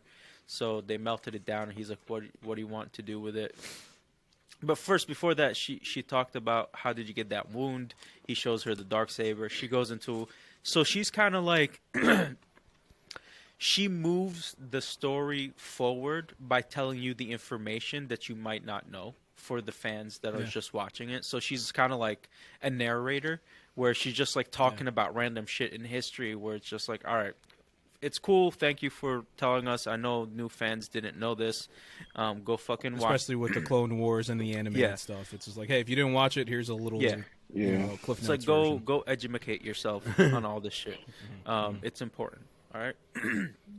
So they go through that, and she talks about the Beskar spear. They melt it down, and he's like, make something for the child, right, for Grogu. The foundling. And as soon as I saw those little rings, I was like, oh, he's making him little chainmail. I was like, You already know it was going to be the cutest little chainmail. yeah, You're making the 10 rings. I mean, yeah. that's what it looked like, but I'm not gonna lie. Part of me was just like, just give me a little helmet. Yeah. Just Oh, give, yes. give me a little helmet with the ears. Yeah. That would have been hilarious. No, overall, that spear was huge, and like the little thing that they made, I was just like, "Where's the rest of it? You can make like 3 out of that." Like, Well, I don't think they used all of it, but she used most of it. But yeah. and then she was fighting him with her Beskar weapons against his Darksaber to train him, and apparently it was getting heavier, which makes sense in a way because it is a Darksaber, so it's sucking in all the light, all like it's almost like a black hole saber. It was really cool too. It was like to see Mando kind of like still sucking at it, but then when you saw when he dueled that other dude, and then like you saw him swing it, he was like even worse than Mando. It was just like, so like it takes skill to even suck that good. Like, I thought that was cool. Sure does. Like I feel like you need a. I just got that. Man, he's serious training. Walked right into that. Just my size, do you? Oh man. Now, there's one thing I really liked about the beginning part, by taking the spear away, was that, at some point the man started looking like Batman. He had every weapon on. It was like, I know you're walking around a little too heavy with this. It's kind of hard to fight with all that kind of stuff. Yeah, you're right. He started to look a little bit more down to earth, I guess. Yeah, like just busy. Like there was just too much going on. And yeah, it's a good way to like take off some shit. When he was traveling before he got a ship, and he had to put all his weapons in a box, and he was like, he's just like emptying everything. He's like, he had like little bullets on his wrist, two knives, including like in the lightsaber. Dude, that was awesome. I like how he was just like, weapons are part of my religion. I was like, I need that religion. Where was I? I forgot. You were talking about how they were fighting the sword. Oh, was right. heavy, So the guy, showed, when the bigger guy, like Disco was saying, swung the sword, it felt like, because he was bigger than Mando, so you'd think he'd have a little bit more strength to swing it. But I feel like it got even heavier in his hand. So it's like, it almost feels like that sword, you need a little bit of, either a little bit of force to just like help you swing it, or Mando didn't actually win it properly via fighting. So that's why it's not actually working for him that well. And he needs to kind of lose it or something. Who knows? We'll see. But yeah, so that happens. Then she asked, so him and the guy have the duel. I forgot what the house was called. Vis's or something? Visra? Vizsla. How's something Vizsla? like that. And because he was about to kill him, and then she was like, "Stop! Like, did you take off your helmet?" Which was so random. I don't know why. She was just like asking them about their helmets. It's just like she knew. Randomly G-checked and was just like, have you taken off your helmet? Like, never. Who's going to be the most truthful one right now? Yeah. Mando was quiet as hell. He was just like hoping some shit happens. Like it's like when you're a little. This is the robot? It's like when you're a little kid and you're in trouble, so you just stay quiet. Don't answer. Yeah. But it was just like, I feel like it was the randomest thing to ask in that moment. Like, why are you asking about their helmets? And it's just like, all right, so now he's kicked out of this. They needed something to move the story along. You know how they have trouble with Yeah, that. and I'm just like, this doesn't make any sense. Why are you asking him? Like, okay, he won. Cool, keep the saber. Let's move on. It's like, no. Have you been keeping your helmet on? It's like, what? Okay, fine. No, I haven't been keeping it on. All right, you're out. Goodbye. This is the way. She's like, you're not a Mandalorian anymore. And it's funny, when the real Mandalorians were like just taking off their helmets, she was like, yeah, we don't do that. That sounds stupid. Like Bo-Katan. That's not their way. Yeah. That's not their way. That's, It's the other way. So we get into, so he leaves. I think this is when he goes back to, is it Tatooine? Where that shipyard is? It's always Tatooine. If you're mechanic? watching any of these shows, just you know it's on Tatooine at all Most times. Tatooine. So he goes to the mechanic, and she shows him the. As I like to refer to her, Carla from Cheers. That's who she reminds me of. That's right. Every time I see it, I'm like, it's just Carla from Cheers. Yeah. She lives on Tatooine now. It's a hard life. She's a mechanic. If she worked at one of the bars, that'd be even more hilarious. Oh, I mean, that'd be hilarious. Get a Star Wars Norm in the corner. So he goes there. She has a new ship for him, and it's a Naboo starfighter. When I first started, Did anybody pop when they saw that? I thought it was one of the Jedi fighters, but it wasn't. The episode 1. Yeah. No, She had to sell the shit out that thing. She was like, No, hold on. no, the starfighters from episode 2. No, I'm just saying that ship is from episode 1. Yeah. The one he got, yeah. When I saw it, I thought of like the Jedi ships, like those little ones with the rings. So when you jump into hyperspace, I thought it was one of those. But yeah, those had like a more diamond shape. Yeah. Yeah. But I I like thought those. what they did with that whole scene was real cool. I thought it was a nice ship and it made sense, but at the same time, it didn't make sense because as a Mandalorian, what kind of a ship? It's a big ass burger, dude. I'm sorry, Fernando. That shit came out of nowhere. I'm looking at his microphone. Is that the burger? Why is he eating his microphone? It took a I big just ass didn't bite think too. that it's a starfighter, right? Yeah. Yeah, I didn't think it was like even it didn't make sense for a Mandalorian, especially or a bounty hunter, to have a Yeah. starfighter. I mean, like I got to take people in, or am I going to put them in the back seat? There's no I got backseat. weapons. I got to Yeah. sleep in this thing. Yeah. So that's why he was looking for a Razor Crest, and I was just like, this ship doesn't make sense. I mean, it looks cool and everything, and the modifications they did, like that whole scene of like them rebuilding it and doing like the modification was pretty cool. And then he went into space, and then he got stopped by the X-wings. Yeah. Yeah. And then he just like fucking left him in the dust. It was just like some Fast and Furious shit. You know, He was what I'm like, saying? that He just hit voice the sounds nos. familiar. I was like, Yeah. damn, Pedro Pascal, you got that voice. He like hit the nos and like fucking disappeared. But yeah, so maybe he gets another ship where he can put that ship in it. So That'd be kind of cool. A little connection ship. Puts a ship in a yeah, ship. Yeah. put that shit in the cargo bay, and you got I'll be honest with you. So far up to this point of the show, I was just like, all right, cool, Mando's back. That was it. yeah. Like everything else I saw was just like meh, meh. I didn't like Carla for Cheers the first time they brought her in the Mandalorian.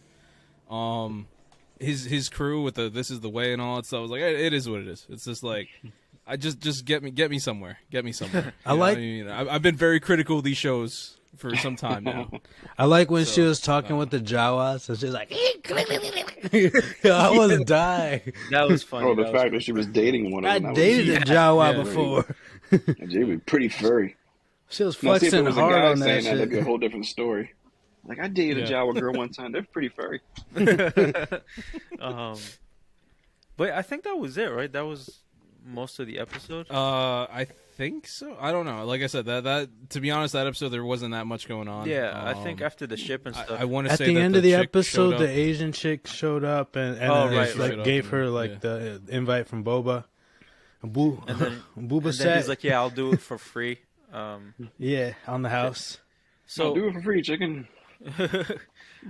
so what you guys, Fernando? What did you think about this episode? Well, just to say one thing, I don't understand why these episodes even exist. Like, why couldn't these episode 5 and 6 be the first 2 episodes of a new Mandalorian season? Yeah, You know, these feel like a filler to me, and I really liked them. I just think it's a little too soon to have. I think you're right, because it's just Yeah, I agree.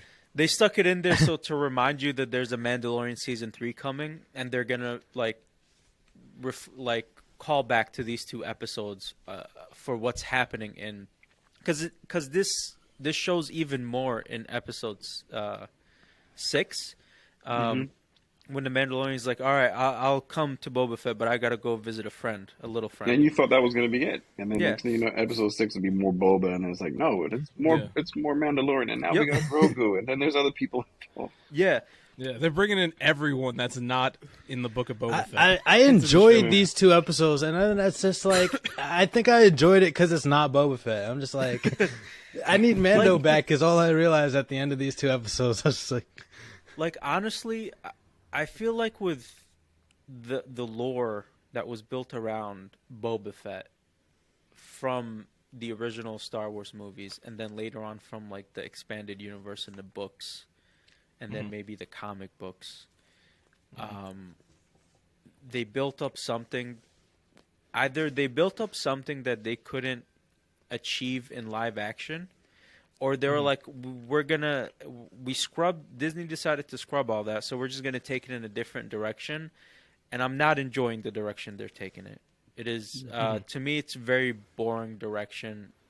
It could have been good if the writing was better, but I'm not feeling it. Like this is not the Boba Fett that was built up in in almost by like in passing, like by word of mouth, and it's just like I don't know what happened. It was because we knew nothing about him. He was just like this mysterious character. I forget the exact number of how long he was actually in the Star Wars films. I don't know if they said it was 7 minutes or 17. So, yeah, it was something like that. It was really short. Yeah, and I was just like, it was because of the mystery and everything behind it, and I do feel like he has his helmet off a little too much.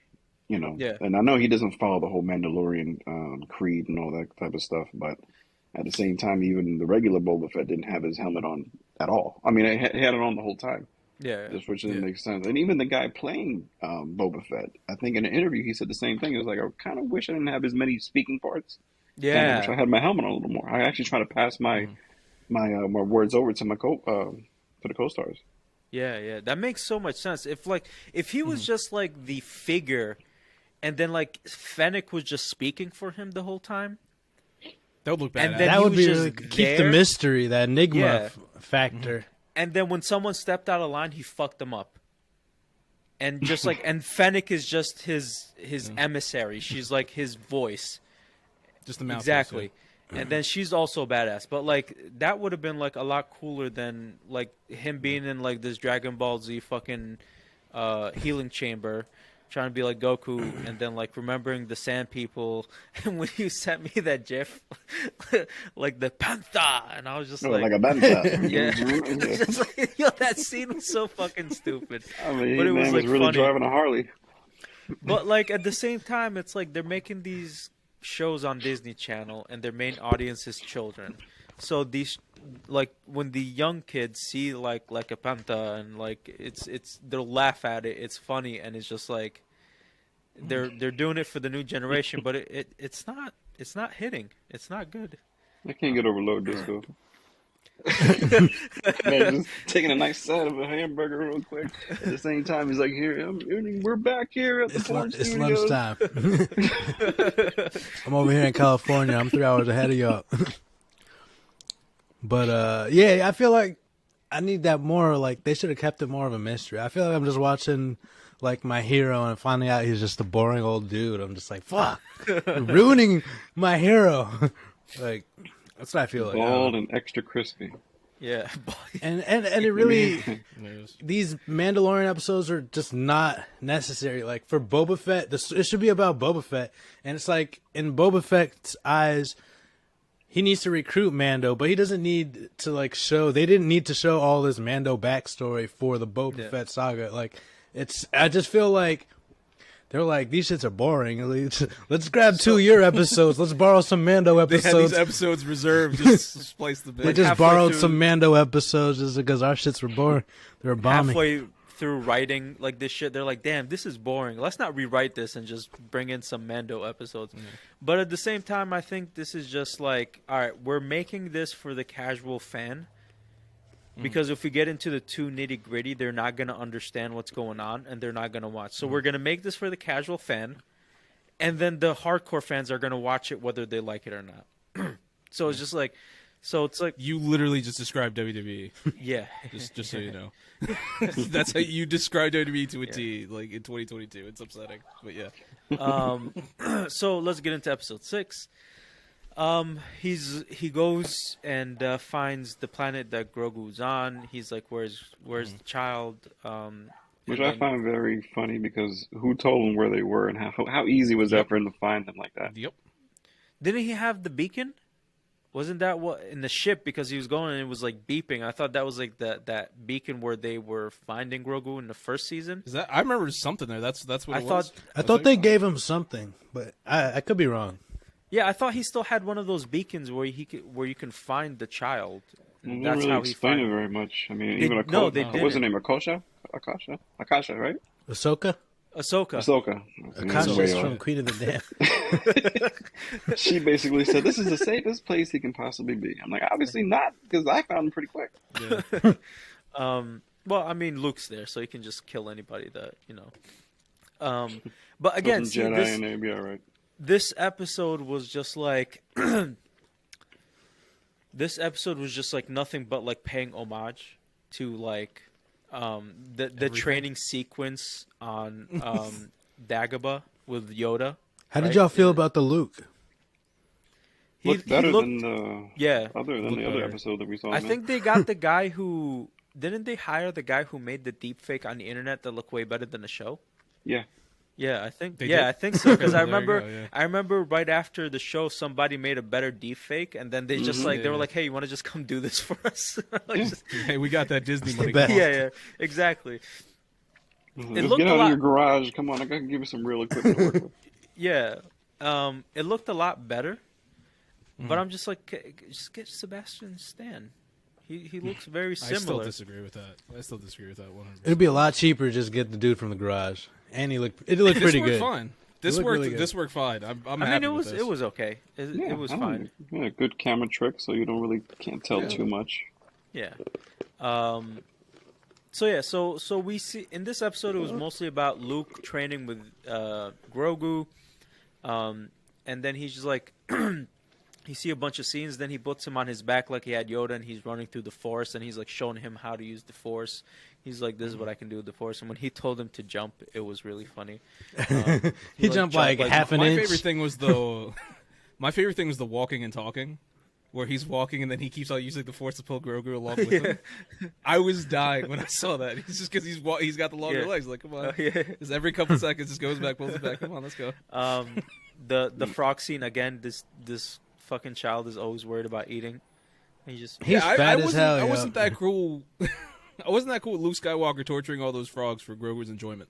he didn't torture them. He was just showing I don't know where off. that Pulled was them up going. and they were just floating. They're just like, Yeah. what is happening? I I don't thought he know. was I'm about to start terrified. swallowing How are them we floating? one here? at a time? Yeah, I thought he was just gonna grab one from him with the Force and just eat it. But he was just like, "Yeah, this is you can do this if you train. Like you can have all the You frogs can have you all the want." frogs. Yeah. You can have all the frog legs you want. No judgment here.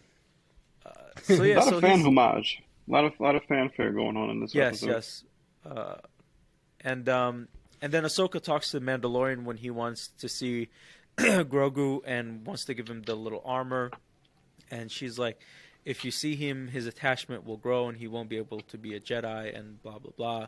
So she's like, "It's better if you don't. I can give him the the gift." And then so he gives her the gift and leaves. He sees that Grogu's in good hands. And then when he's leaving, Grogu sees the ship and he senses that it's Mando. Mando. And then he like puts his hand out to the ship. And then like Luke has that sphere where they train the Jedi to use the Force and block with the lightsaber. And that's how he used it so Grogu can learn to jump with the Force and use it to his... Then Grogu broke it, and I'm wondering, does Luke have more of Yeah. those? Was that the Right. other one? What- So did he think was a about that? antique. He just got aggressive. Just like, Well, I mean, he has Take him R2. Obi-Wan. That's the only one Ben Kenobi gave me. That's all I had to remember him by. you know, I thought it was kind of fucked up. I was just like, I feel like it hurts more to see Mando leave without him saying hello or anything, as opposed to him actually saying hello and then leaving. Shout out to Mando, man. That man has a lot of patience. That man he got taken by a droid to one spot. He treated him like he was at a doctor's office. He was like, "Here, sign in right They here. really did. Now wait. Yeah. Wait so long till you fall asleep in He your fell chair." asleep, And he yeah, goes, for real. And then you see one nurse. You're trying to see the actual doctor, and they said, "Well, the doctor's kind of busy right now, but I can help you." Yeah. Just tell me what you want to tell him, and I'll let him know. Leave a Just that message. simple. Yeah. That's Here, such a great. can you give him my prescription? Sure. That's such a great analogy. Yeah, that's Doctor. spot on. Jeez. Man, at the end of the day, he didn't even see the doctor. Yeah, For real, he's The like, I've been doctor's kinda waiting busy to right fucking. now, but he said take 2 of these and call him in the morning. Doctor had to reschedule. Doctor's with a really important patient right now. Yeah. Sorry, your Medicare can't be covered.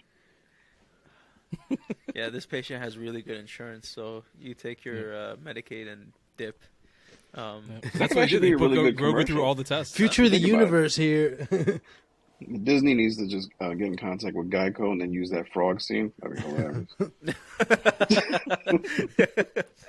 Oh my god. Damn, I forgot where I was again. Luke was training. Grogu saw He was Mando just leaving. Yeah. So Grogu saw Mando leaving, and then like, yeah, I forget what happens after that. But the more we had the Luke and Ahsoka talking for a while, and the whole time I'm watching this, I'm like, this is weird. yeah, This is she's weird. like They're from two different eras. yeah. I don't know. There was something about it just threw me off. Like, Also, she He was mentioned saying his father. he was saying that Luke was asking Ahsoka something like he was wondering if Grogu's heart was really in it because the he's attachment like, yeah, with, you're just like your the father. attachment with Grogu and Mandu. Yeah, Mandu. he's just like, I don't know if his heart is in it or whatever. She's like, you're just like your father. And I'm just Oh, the man who tried to murder everyone, Yeah. like him. the man who did murder everyone. Just like his Man father. Man who treated everyone like frogs, like Grogu treats frogs. So yeah, so that and then so he takes him into the house, into that where the school starts, and he's like, The little hut. yeah, and he gives him a choice. He shows him the armor. The He's ultimatum. like, He pretty much He's offered like him this- the blue pill and red pill. yeah, and he's like, this No, is from before Mando. before that, the cowboy gunslinger, the marshal. Wasn't that after? Well, he was also at he was the first thing in the episode was too. he? Yeah, That's how the show yeah, started. Josh Duhamel. I thought that was the last thing though that happened. Also, was Mickey the from ultimatum Scream was 2. the last thing that happened in the episode. Was it? I thought the cowboy killed the Oh, marshal. yes, you're right. and It then was. The ultimatum was the last thing. It was You're right, the you're cowboy started off the show, then they brought him so, back. So they the bring dude in with the red eyes and the cowboy hat. they bring in someone very Oh, important. once he popped up, I was going crazy. Yeah, so they bring in someone very important from Star Wars: The Clone Wars animated show, Cad Bane, one of the best bounty hunters after Boba Fett died. So he was the top bounty hunter at the time. They actually did a really good job with him in live action, and it looked like Yeah, it was it looked all really practical effects. Yeah. So it was just like an actual costume. The first thing I thought of when I saw him was like, see, this is what the show should be about. Like, it's just Yeah. like him versus Boba Fett for like supremacy, kind of like if Yeah. you've ever seen the movie Assassins with Antonio Banderas Yes, and yes. Sylvester Stallone. Yeah. I haven't seen it. No, yeah, but that was Old school definitely movie, a pretty cool good. scene. Even like when he was walking in the distance, I was like, "Ooh, he looks badass." Once I saw the silhouette, I'm like, there's no way it's him. Yeah, yeah. There's no way they got him for this show. and then you see him Yeah. open his eyes, like red. And then he was just keep telling that deputy to shut the fuck up, and he wouldn't shut up. I was like, God damn. I don't think he's dead though, because he looked like he shot him in the shoulder. No, they gave Yeah, him they were gonna more give him, like, a stim pack and attention than the other guy. They're just like, he's done. We He's never done. liked Get him. over here, quick. Yeah. Somebody check on the marshal. Deputies, what about me? Deputy got shot 5 times. He's not coming back from Yeah. that. Like, There might have been a chance. Nobody even looked his way. nah, because That's what I'm saying. There wasn't as much as a glance. because he shot. He shot both of them before any of them could even pull their gun out. That show's quick. That show's crazy. Just throw my 2 cents. Oh, yeah, yeah. That show's wild. Yeah, so that happens. Cad Bane is in there, and then so obviously he's working for the Syndicate, which makes a lot of sense, and we're gonna see a lot of him fighting Boba Fett in this is episode 6. So we got 2 more episodes probably to the show's season ends. So the next episode is just gonna be nothing but action. Hopefully, we'll see. Make it a little bit more interesting. And then at the end was when Luke gives Grogu the ultimatum, and we're not going to see the decision of that ultimatum until Mandalorian season 3, because it's either he's going to choose the Mandalorian. That's what we think. Yeah. We also thought we were going to get 2 episodes of Mando, and we did. True. The rest of this season is just going to be the Mandalorian. Right? The blue Forget- pill is forget basically Boba Fett. Mandalorian side. The Yeah. red pill is basically the Jedi side. So if Do he you ends think up, Do you think Grogu can let go? So here's the thing, right? Because when Luke came and took him in the Mandalorian season 2, everybody was like, "Oh, so is Grogu one of the students that died when Kylo Ren killed everyone and stuff like that?" And they're like, "What happened to him?" So this could be like the answer to that, where he's gonna choose Mando and not become a Jedi and just go to Mando, and maybe learn how to use his Force abilities a little bit, but not to the level of a Jedi. And then just be trained by a Mandalorian. So we'll get our first Mandalorian Yoda species child. I just want to point out, next week's episode 7, is the season finale. Seriously. Oh, wow. Didn't even. Wow. I just looked it up. Wow. So All of us who've been watching this show for this time, none of us knew that. That's how the show has been going. We didn't even Wow, know. You got to come hard for that one. That's pretty bad. dang. So he has to choose really whether bad. to be a Padawan or a Foundling, pretty much. Yeah, he has to be. He's probably going to have choosing Mando. He's going to come over there with his little Beskar onesie. Yeah. And just run into his arms. Everyone's going to cry online. Yeah. That's 100%. Wow. So the season finale is next episode. I mean, Luke did Yeah. kind of teach him like Yeah, I'm on the the video. basics. I mean, he kind of has something if he goes to be a Foundling. So it's like kind of Yeah. a little something to work on. But guess. I don't think this is gonna be. Wow. I thought they had 2 episodes to like set up like the. I did too. That's why when you said, I was like, I'm curious. How many are there exactly? I've never bothered to check. That's how. Well, interested I was usually in it's the like an show. 8-episode season. 8 or more. Yeah. Yeah. So everybody, 7. Boba Fett recruited is probably gonna come together, fight some antagonist group. So now those townsfolk are gonna go fight with Boba Fett because of the sheriff. Freetown. Yeah, Freetown. Freetown. Because of the sheriff, they wanted foot soldiers, which means they wanted expendable soldiers that they can just die in the front line. Then they have so Mando's going to be in the season finale because he's fighting with Boba Fett, so we're definitely going to see him again. And then we have Chrysanthemum and those other kids with the robot. Power Rangers. Yeah, the Power Rangers. Black Chewbacca. Yeah, Black Chewbacca. I hope they give him his moment. Oh, man. really? Black Yeah. Chrysanthemum's an I feel like amazing they're character. kind of going up to that. I want to see. Yeah, I definitely want to but, see more. I mean, of with the him. way the show has been, you never know. Wow, Whose the show breakdown. is this? Yeah, the breakdown of this show was just like all over the fucking place and was not good. Holy It's trying to crap. trying to introduce a lot of characters, and for all you know, there's going to be other spin-offs from all these other characters that we're being introduced to at this point. I feel like that's all they're doing now. It's just like making a show, put more characters in it so we can make spin-offs, so we can make more shows. And it's just like they're really bleeding out Star Wars. And you said they're doing a show about what's her face, right? Ahsoka. Bo-Katan? Oh, Yeah. oh yeah. Oh, and there's the Ahsoka there's one an too. Ahsoka yeah. one. Bo-Katan just got announced. Well, not just got announced, but it got announced a couple Yeah. weeks ago. fairly recently. And What if it's just one through line like story where it's just like that's what this is so far with Book of Boba Fett. It's like in order to watch Book of Boba Fett, you have to watch Mando season 1 and 2 to understand what's going Well, on because of yeah. these It's past Because of basically Grogu, the yeah. Star Wars version of the MCU, you know? It's going to end Yeah. up going that That's what direction. it's looking like. Yeah, that's what I'm saying. If the next one, let's say, is Ahsoka, you're probably gonna have to watch these to understand what's going on in Ahsoka. Yep. You know what I'm saying? It's gonna be just one big. And I'm thing. sure Mando's going to show up in Ahsoka. I'm sure Boba Fett is going to show up in Ahsoka. Luke is going to show up again in Ahsoka.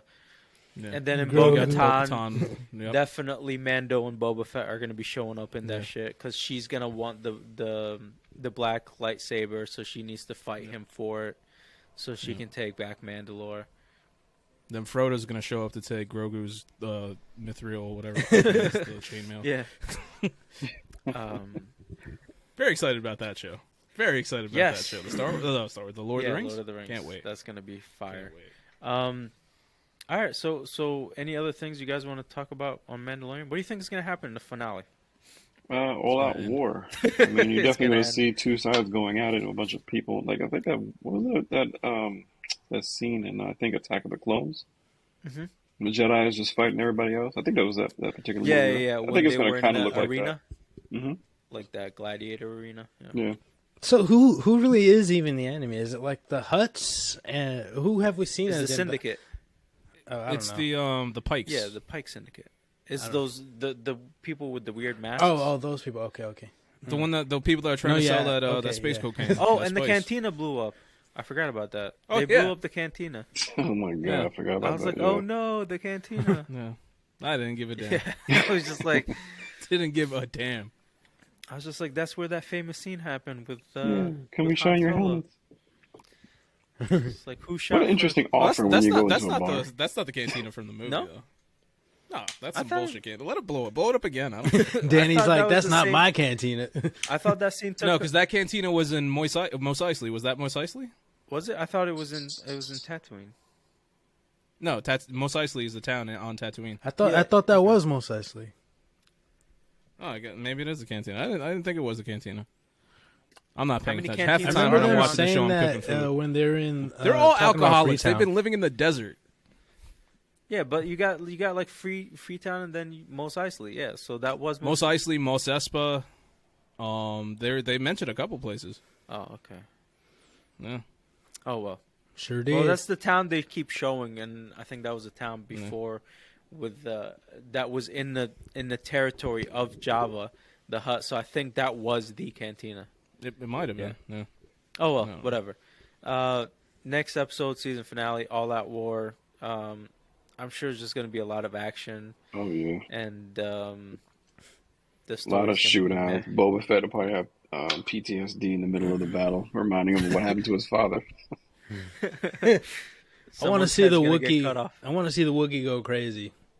To start ripping He has to rip people. someone's arm off. He has Yeah, to. just gotta Somebody's start arm ripping off up and start people in beating half. people with him. No, legit. Remember I said this. He has to rip somebody's arm off because there's like a very good chance that's going to happen. That's what Wookiees are known for. Mm, Nice. that'd be Nice, great. nice. Who needs a weapon when you can just rip some arms off? Oh man. All right. Think Fernando. that's it. That's how I feel about the show. Yeah. Thank you for joining us. Is there anything else you want to say about the show or Oh, yeah, absolutely. your expectations or? Well, it's kind of a mixed bag right now. It's part Mandalorian, it's partial Boba Fett.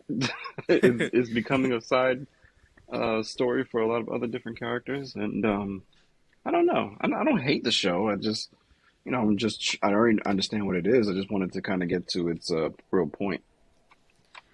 Yeah, Which obviously- it definitely needs a little focus. I feel like Yeah, which will probably, hopefully, come into play at this next episode to show you where it really is going to go. Yeah, it's not that I hate the show. I'm just disappointed in what could have been, with such a character like Boba Fett. Like the Mandalorian was like a whole new character that they created, so they can do whatever they want with him. That's how I felt like- like when Mandalorian first came out. I said, okay, well, people loved Boba Fett so much, but they weren't doing anything with Boba Fett. So it was Yeah. like Mandalorian was like the best creation they can come up with to kind of go with that whole mythology and just Yeah. the coolness of everything with the helmet, the look. And then somewhere down the line, they showed Boba Fett in the middle of the desert. Like, oh shit, he's still alive. Yeah. Let's see what we can do with that one. It's just like, so it's funny because they took like the like even, and they couldn't even keep it for that long. They took like the mystery of like Boba Fett. They put it onto the Mandalorian, where he doesn't take his helmet off. He doesn't say much. He just speaks with his skills. And then they did that for like 2 or 3 episodes, and then all of a sudden he's like talking a lot. He's attached to this child. He's doing all these things that, I don't know, I wouldn't characterize with a Mandalorian.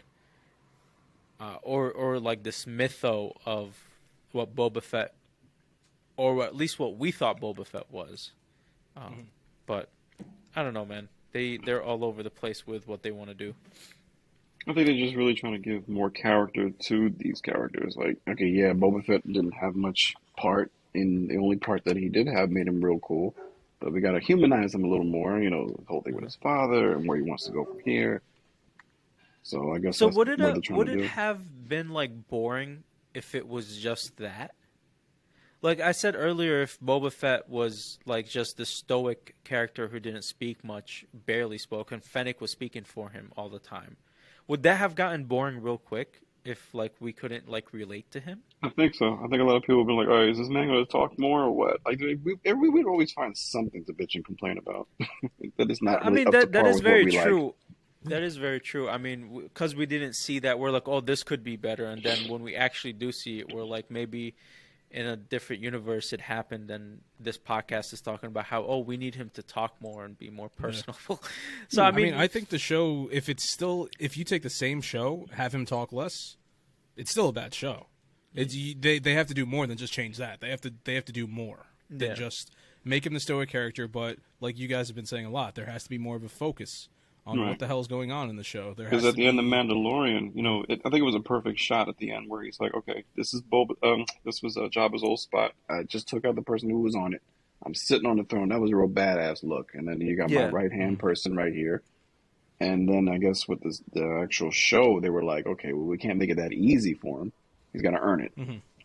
So now he's trying to figure out how to where does he fit in the old world with where Jabba used to be. How do I get this? How do I get in contact with these people? How do I develop a relationship? Yeah. Mm-hmm. Well, I guess the old world doesn't exist like that anymore because everybody's like super political now, and it's just about money changing hands and who has the better deal. So it's like, I guess he came in after spending time with the Sand Raiders, like knowing that, and that's why he's like trying to build these relationships through respect instead of just fear. Yeah, that's the one thing that he said. It was like, I'm not really being respectful. The woman was like, well, you should probably do it through fear. And in the beginning, I was just like, that's not really the direction I thought he would go. But maybe something happens to him where he's like, you know what, fuck it, you're right. Let's do this shit with fear. Yeah. And then that's where I think you'll probably grab more people. To be like, that's okay, what I feel like. That's what I feel like too. He's gonna push him to a point where he's just like, all right, the respect ain't working. I gotta fucking put my hand down. Or else I'm not gonna be daimyo no more. Yeah. I tried. Now you guys are gonna get the bad side. Yeah. But also at the same time, respect. Sometimes you just gotta show a little muscle. It's not about striking, beating them down to fear and half death, but showing a little muscle, showing that you can hold your ground, and maybe somehow respect does come out of it. I think that's something that he will learn. I think and I don't know. At least that's the direction I hope that the show goes. I think that what's going to happen is that he'll learn that the way he wanted to do it isn't worth it, and the wrong way, the bad way, is the direction that he'll definitely find. He's like, fuck it, let me just kill everybody. Fuck it, work for all Jabba. the enemies. Give me a slave. He's gonna feed everybody to the monster thing in his basement. Oh yeah, that was. Yeah, well, he's definitely gonna be riding that thing into battle. Next week. Yeah. I gotta believe that's gonna be part of it. I like to think these past 2 episodes, that's all he's been doing. He's just been playing with it. Yeah, he's been playing watching Mando do everything. Yeah, playing. He's just down there, just playing fetch. Like building a relationship with that monster so he could ride it. Well, Danny Trejo's just like, I should have made another machete. I don't know. I can't say that because those movies aren't good either. Machete. At least they were hilarious. Oh man! Oh, they were supposed to be I didn't bad. expect to see him. Machete. Yeah. He wasn't. Yep. Maybe we get what's his name in this show. Danny Trejo. No. He's already in the show. Steven Seagal, because he was the bad guy in the Machete Part 2. Put Steven Seagal in Star Wars, guys. I want to see him run with his hands. Yeah, he should definitely have a lightsaber. Oh god, he would demand to be a Jedi if he's in. Yeah, he'd be the most low talking. I'm a ninth degree Jedi. Excuse me, son. I told you not to talk to me that way. Don't make me raise my voice. He's gonna start doing Aikido on the Jedi, not even using his lightsaber. Oh, that's gonna be hilarious. Somewhere down the line of the They're gonna make it someone so just he's scalps him, takes off all that fucking hair. He's to be the one who trained Donnie Yen's character. Watch. I am one with. He just starts saying, "I am one with the Force, and the Force is with me," and you're like, "No, exactly. No, that just ruined Donnie Yen's character." He's gonna end up training Grogu. Yep, that's what we need. Grogu's gonna grow that hair. Grogu's all the way back, Oh Lord. See, we already made a better show. Look at that. We should just all talk about Steven Seagal, how terrible he looks. I mean, at this point, he kind of looks like E Honda at this point. Like he is thick, and his hair is like holding off for dear life, and it's still jet I was just black. thinking of the Just got to put the little bit of war paint on him. Yep. Oh, God. Got to cast him in that new Mortal Kombat. Who could he possibly be? I mean, I don't know who he would play. They just make a new bad character. Mortal Kombat? Yeah. That's a tough one. No, they just make a new character. What if he for was him. Goro? They brought him back as Goro's dad. He's got a few arms on him. He'd be all right. God, he's so bad, so bad. All right, man, we're gonna jump into How I Met Your Father and Peacemaker. How I Met Your Alright. Father and Peacemaker. I gotta eventually Alright, get into those. Yes, Yeah, you man, should. you They're, definitely should. They're good, Definitely should. especially Peacemaker. It's hilarious. Yeah. Okay. Yeah. And you know, if you loved How I Met Your Mother, you're gonna like How I Met Your Father. So, Okay. Cool. All right, man. dude, it was awesome for you to come onto the podcast. Thank you. I appreciate it. I can't wait to come back. We've been trying to do this Jump for a on while. whenever you want. Oh yeah, cool. No, I'll let you know. I mean, you let me know, and then I'll let you know whether or not I'm available. Because being this full-time worker and part-time father, Yeah, definitely. Yeah, man. I think that's the reason why I can relate to Mando so much when it comes to Grogu. Like I'm here to see the boy, and I get to see him on weekends. Yeah. Oh man. That's pretty much what I'm going through. But by the time I get home from work, he's like just going to bed, and I don't see him until Saturday and Sunday. I'm like, oh, okay, I feel like I'm already divorced. The wife's like, I'll give him the gift. Give this to the I boy got when he him the wakes up shirt. I want to tomorrow. give him the shirt. Yeah, give him the ones I bought him when he wakes up. I'll be gone. You're going out to work. He's got the hand up. Just... Sees you driving off in your car. Daddy-o. Daddy, where the fuck you going now? Fellas, you can catch me on Twitter. That's mostly what I'll be on. Yeah, definitely. Absolutely. Oh man, it was good having you on, bro. All Thank right, you man. for coming. Take it easy. Appreciate it. All right, Peace. bye. Alrighty. All right, let's get in. So which one do you guys want to do first? How I Met Your Father or Peacemaker? Up to you guys. Either or. All right, let's jump into How I Met Your Father. I feel like there's going to be more to talk about with Peacemaker. How I Met Your Father, episode, 3 and 4, right? Yep. 3 and 4. All right. God, I completely forgot what happened in episode 3 because I just saw episode 4. So The dating app for Jesse where they met Josh Peck. They're trying to take the picture for Yes, the Uber yes. driver, and then they meet Josh Peck. Drew is I think his name is Drew in the show. yeah. And Jesse is the Uber driver. Yes. Jesse. Let me write that down. I stay forgetting his name. I've been getting better with the names. It's Uber dude. We got Jesse, we got Valentina, we got Sophie, we got Charlie, Drew. You got them all. You name you want them, I got them. Yeah. Why don't you take this episode, bro? I'll do Let's see if I episode can. 4. It's been a minute. Yeah. It's been a minute. So they're still, I feel like, establishing the friendship Yes. between these weird groups. And Jesse's just like, screw this, love sucks, just like the song. Great song, by the way. It's also in The Wedding Singer. Love stinks. And that's when Sophie's just like, all right, well, I'll help you. I'm a photographer. We'll take some shots. They try to take good pictures for the Tinder profile. They finally get something good. Eventually, they meet Josh Peck. Josh Peck's like, oh, yeah, I think I've met you somewhere. She's like, no, I don't know, blah, blah, blah. While this is going on, there's also this other storyline going on of Charlie winning an apartment. That's the British guy. Yes. And then there's I can't remember the girl's name. I can't remember Jesse's sister. Yeah. She also wants an apartment. Like, hey, you should get an apartment together. They're like, no, blah, blah, blah. So that's going on. She So while they're finds looking some for, that's the random B dude story. on. Yeah, she finds some random from dude like on Craigslist or something. Yeah. Ralph. Yeah. New.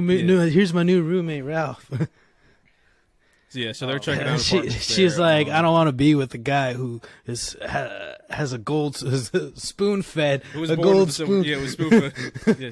Yeah, And then thought he that pulls out Legit his had a golden golden spoon. Yeah, he he pulls out literally has his a golden gold spoon. spoon. Like, He sells it, and then someone steals that wad of cash. As he's That's walking New out the York. pod shop was Yeah. hilarious. Oh my god. That So, dude is so helpless. They're also doing the long distance relationship thing in this episode. Yes. I relate to that because I'm currently in a long distance relationship, and it's fucking hard sometimes. I totally relate to him. Don't put your penis in a machine. Oh no, definitely not that. Definitely not that. It's, hell no, some fucking crazy penis contraption. Yeah. That shit looked crazy. Whatever he was doing. But that's one of the things I liked about this episode. You have the two friend groups, and you have one person from each group becoming friends with another. Yeah. Every ring relationship. That's why I remember last time we were talking, but that's one of the things I liked. It was just like you guys said, it wasn't authentic, and I guess you're right, where these people randomly become friends, so they're trying to build that, like, hey, I'll help you with the Tinder profile. Hey, I'll help you with the long distance things. Like, hey, we both need apartments, but we don't really know each other. So it's like they're all building upon that relationship, which I like this very much. They're building repertoire between themselves and yeah. So that happens. Eventually, they take Jesse and Sophie go to a bar, and she's trying to help him like hit on girls. Jesse meets a girl. He's like, oh, she's really attractive, blah, blah, blah. Turns out that this girl just wants to make fun of him because he's, from YouTube, and he failed with the thing. And the way she's texting her friends is hilarious. Yeah. The fail proposal guy, Mr. Fail Proposal. The way she's texting her friends is hilarious. She's like, OMG, blah, blah, blah. Didn't do like smiley face, blah, blah. And she's just going all just screaming. I was like, that's hilarious. Then they, so Sophie screws up the relationship between those two. And then, I don't know. Long story short, she gets Josh Peck's number. Yeah. That's really. And then episodes 4, she goes on. I'm sorry. And then they revealed. They that they met before. Each other. Yeah, on the day at the at friend's wedding, at the party. Our party, not the wedding. The proposal party. Yeah. He gave her the charger. So he's one of the people that was there that night who could potentially be the father. Yep. So in episode 4. God, I hate Josh Peck's character. Drew is... Why? He's so fucking boring. Oh my God, he's like the way he like delivers his lines, the way he's just doing such a good job. Such a boring character. I think it's a real character though, because I know people like that are like square their whole life, and now it's like just doing anything minute. It's like and it's like that's fucking I completely nothing. agree with that. I just don't like that type of character, right? So he's just like super boring. Like it's just, and also Josh Peck looks weird. That's how I feel. Like that's how I feel about the British character. I just don't like his ass, gold spoon or not. I don't know. I just got weird vibes from his character. I don't know. I don't like him. So that's happening. They're going on a date. They were supposed to have. So Sophie's turning 30. They were supposed to have a party, a Dirty 30 themed party based on Christina Aguilera's song "Dirty" and the music video.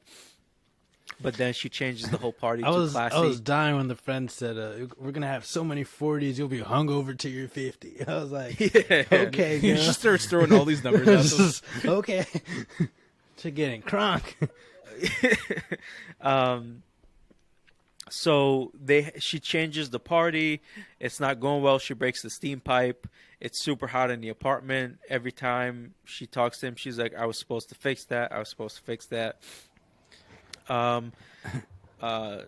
Sophie's friend and Charlie are having this weird relationship moment where Valentina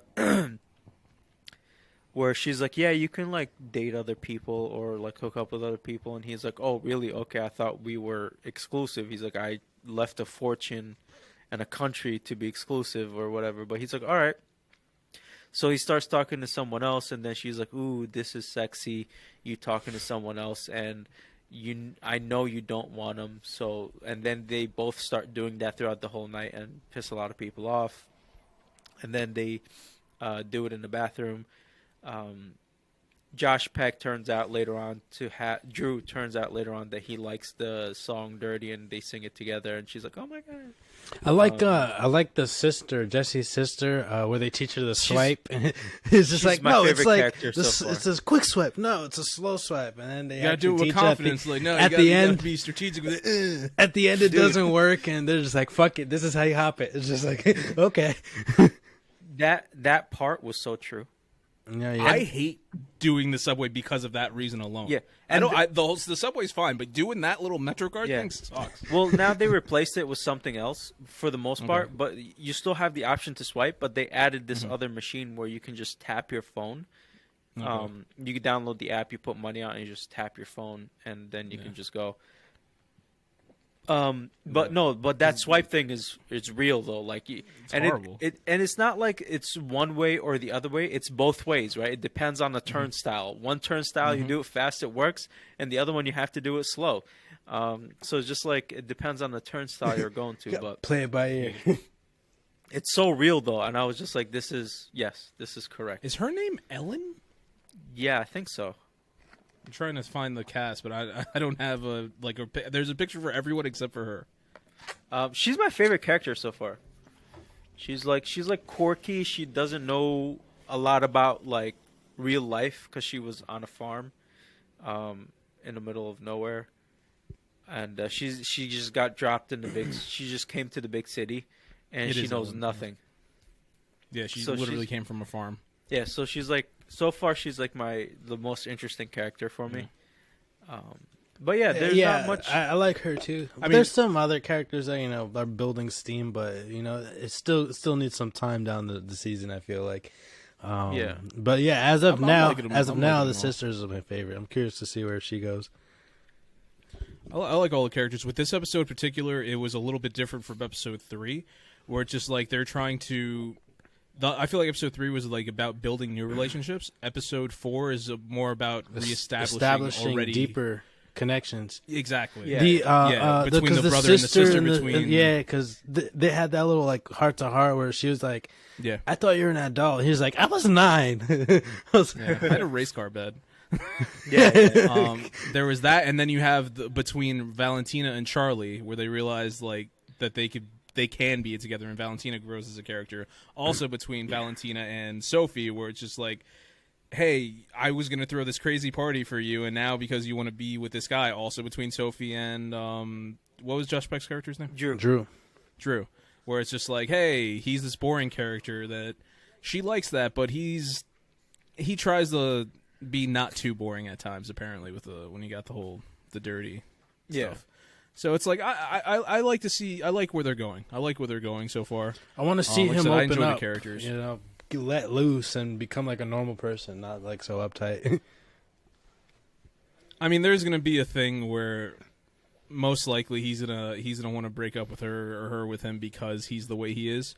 And I wouldn't be surprised if the show hopefully is successful and they come back years later. He shows up. He's like, "Yeah, I'm like a NASCAR driver now, and I just do the wild stuff. I'm a stunt man."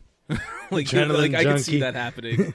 Who for yeah, Charlie? it's just like for Drew. Drew. Oh, right. Yeah. Where it's like if they break up and then later on he comes back, he's like, yeah, I'm the craziest man alive now.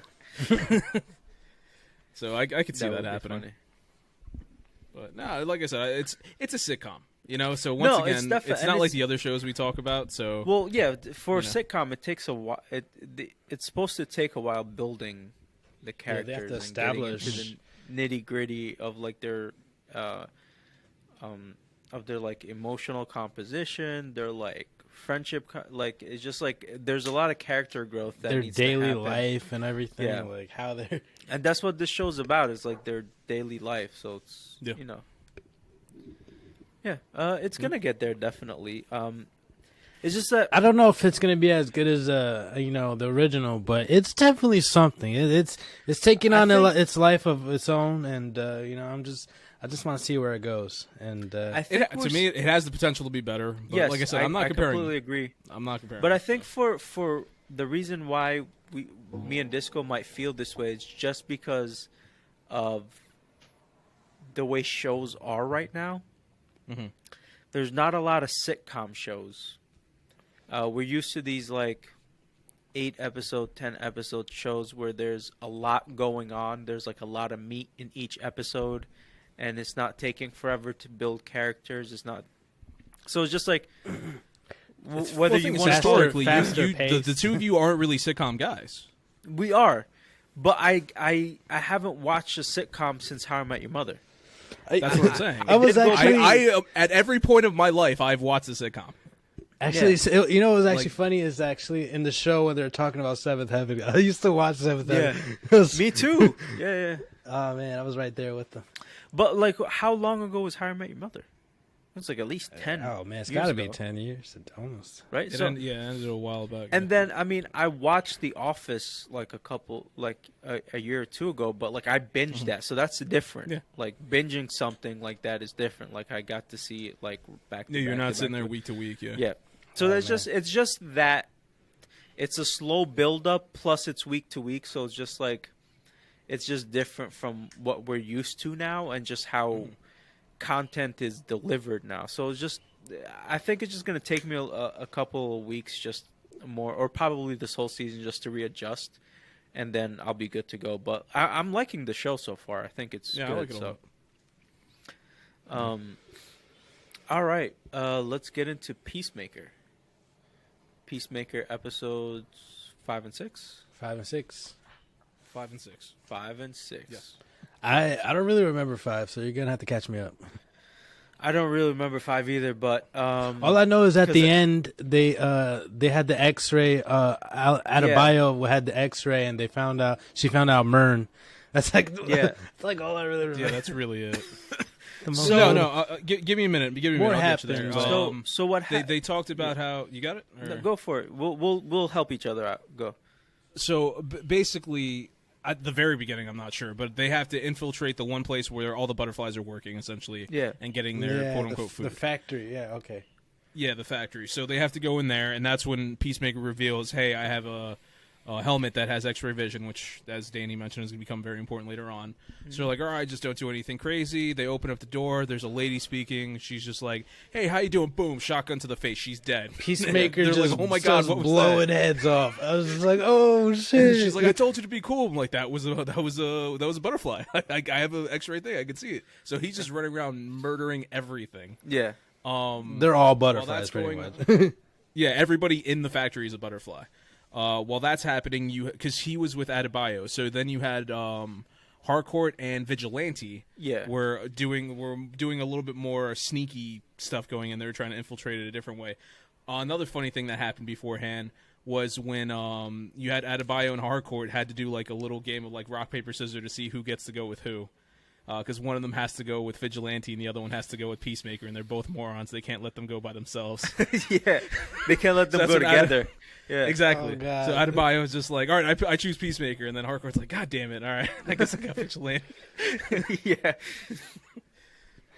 So they go through, they pretty much murder everyone there. While that's going on, they eventually run into, what was it, a gorilla? Yeah, it was Yeah. a gorilla that had a Gorilla. butterfly inside, Yeah. which is just destroying everyone until Economos shows up with a fucking chainsaw. Yeah. It's That funny. Vigilante It's funny wanted to because bring in- yeah, yeah. exactly. Yeah, 'cause Vigilante early on, prior that's was another just thing like, they I'm gonna mentioned. bring a chainsaw, and then they're all just like, Yeah. put it down. And he's like all upset. Yeah. And then they get out of there. And before that, you see that there was almost like a bond between Economos and Peacemaker over music. Yes. Before they went in. Everything happens, and then they're leaving, and that's when they're all playing the song. They're all happy, and then you have Harcourt's taking like a picture of everybody of the cast, basically, Yep. on their way out of there. He tattooed like 11th Street, and Vigilante wrote it like The 11th read it Street like kids, Lift yeah. Street or something. That's pretty funny. Apparently, I saw something online where James Gunn stated that when she took the picture, like that was like a legit picture that they Oh, wow. took, like the cast, and then they incorporated it into the movie. And they have a group thread amongst themselves, like a group message thing, Nice. and they call the group the 11th Street Kids. Nice. Between the cast. I'm like, that's pretty cool. Like they actually seem to be cool with each other. I guess it comes across on screen, like you could almost see it. But that's more or less what happened. Then Yeah. That is. more or then less they what- go back to the thing, and that's when Adebayo sees Mern is a butterfly. Yeah, and then he chases her into the street, and then like the episode ends. Yeah. And No. Well, there's also the stuff with Peacemaker's dad in jail, where Peacemaker sees him in jail, and he's all like, "Hey, you're the one who fucking did this. I'm going to tell the cops." He's like, "I'm not a rat, but I'm going to squeal on you, immediately." Like, well, that's what a rat is, Yeah. And then he does tell the cops, like, "It wasn't me. Check the fingerprints." They go, they test the fingerprints, and they see it doesn't match. That whole scene with the Then- fingerprint was so fucking stupid. She was like, Yeah. "Just get a phone with the macro," and take a picture. I'm just like, what? That's not how you do fingerprints. Also, I don't get the macro thing. Like, why is it called? Like, why is that camera called macro, but it's taking like super zoomed in picture? Shouldn't it be like micro? Because macro is like big, and micro is small. It's blown up. The picture is blown up afterward. Maybe, I don't know. Maybe that's why. I don't know. I thought it was just weird. Also, the police chief has been put there by Mern. Yeah, the new police chief, and he's trying to screw up the whole like, oh no, I don't care what your fingerprints thing say. Our fingerprints match. Everything's okay. Go by my orders. Then the episode ends with her going to her stepdad, who also happens to be a judge, and they get permission to go to Peacemaker and do their own fingerprints and all that stuff. Then we go into the next episode. So if you guys want to do that. Yeah, so the next episode starts off with the scene where Mern was chasing Adebayo after she saw he was a butterfly. And then he's like, stop, or whatever. And then Harcourt shows up, and she's like, she gives Adebayo her gun back. She's like, yes, I know he's a butterfly. And they talk. And then she's like, yeah, I figured it out when that bomb blew up in his face and he barely had any, like, scratches on him. And I confronted him about it. He came clean. And then he tells her more information about how, like, they came because their world is fucked up, so they came to live here. But then the rest of the butterflies wanted to take over humanity. And he was like, no. And then he's been fighting them. And this is why he's trying to kill them. And then, like, there's this... the leader of them is Goff, who's in a jar in Peacemaker's trailer. Yeah. So... there was this moment where Mern's butterfly was saying, like, I'm sorry about, like, taking over this guy. He was a murderer, but there was room for him to change, and I took that away from him. Like, I took away his freedom. So I guess when they get in there, they eat the brain and They pretty much kill the person. Yeah. They, like, eat the brain and, like, take control over, like, the nervous system or some shit like that. Yeah. He even says, I have to wake up every morning with his memories. Yeah. So they're connected to it somehow, but yeah, they seem to be like a parasitic type of alien life form, advanced. We see later on. I'm just curious. Do you think they could survive without taking hosts? If they were more peaceful about it? It seems like it. Seems like it. John Cena was feeding. In the jar. Peacemaker was feeding. Just chilling as long as he fed him that. Yeah, Goff was surviving. Honey. Well, that's why I think Mern's butterfly was like, no, we can just live here. Why live do we amongst need them? Yeah, why do we need to take over? And they will just want to rule humanity. So, yeah, he said apparently Goff just wants to be like the queen of Earth or whatever. Yeah. So he had Goff in the jar, and then they were talking to it after it drew a peace symbol. They were asking it yes or no questions, and it was answering them. And that's your favorite color teal. Yeah. Before that, there's that scene with Peacemaker in the classroom. Do you guys remember that? Was that before? Oh, right. Oh my god! He was talking about how he defeated Kite Man. When it started off that way. Oh man! When it started off that way, I'm like, why did they let this man into a children's classroom?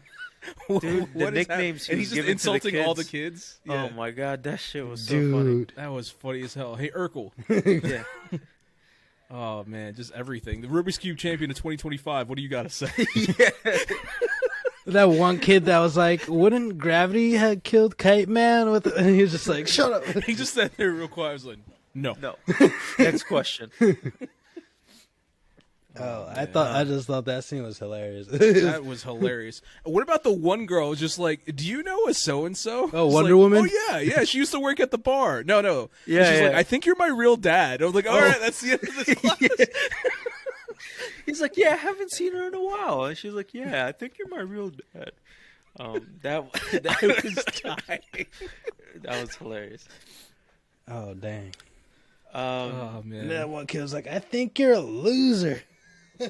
Yep. So the cops are outside his house, his trailer. Vigilante tapes the jar to his back, and then they escape through the roof. They're jumping on the trees and shit. The Asian cop lady's following them. And she catches up. Vigilante falls off the tree. The jar breaks, and Goff goes straight for the cop and goes inside Hold her. on. And shit, and then they keep Before running. that, I just remembered I just looked at my notes. There was that part where they were doing the yes no, and they're asking the questions. One of them was, "Are aliens like the aliens from Pitch Black?" Are you? He was just like, "No." Oh, they're just naming movies. It's just random. Yeah, so shit. he's like, "Are you guys flesh-eating aliens like the aliens from Pitch Black?" And it was like, "No." And then the second question was like, "Are you guys gonna put babies in us?" Yeah, Like are you the the aliens ali- like from Aliens? Yeah, and then it was like, no, and then he was disappointed. He's like, "What? Why are you disappointed?" And he's like, "How else am I gonna experience motherhood?" Vigilante. He's Yeah. so weird, so funny though. Yo, I was just like, "What the fuck?" No, there's a lot of conversations in this show. Oh, as a matter of fact, in that same scene where Vigilante is just like doing the whole talking thing, and Chris Smith keeps on telling him to shut up, and he's like, "Isn't it funny that your two best friends are people who can't communicate with you?"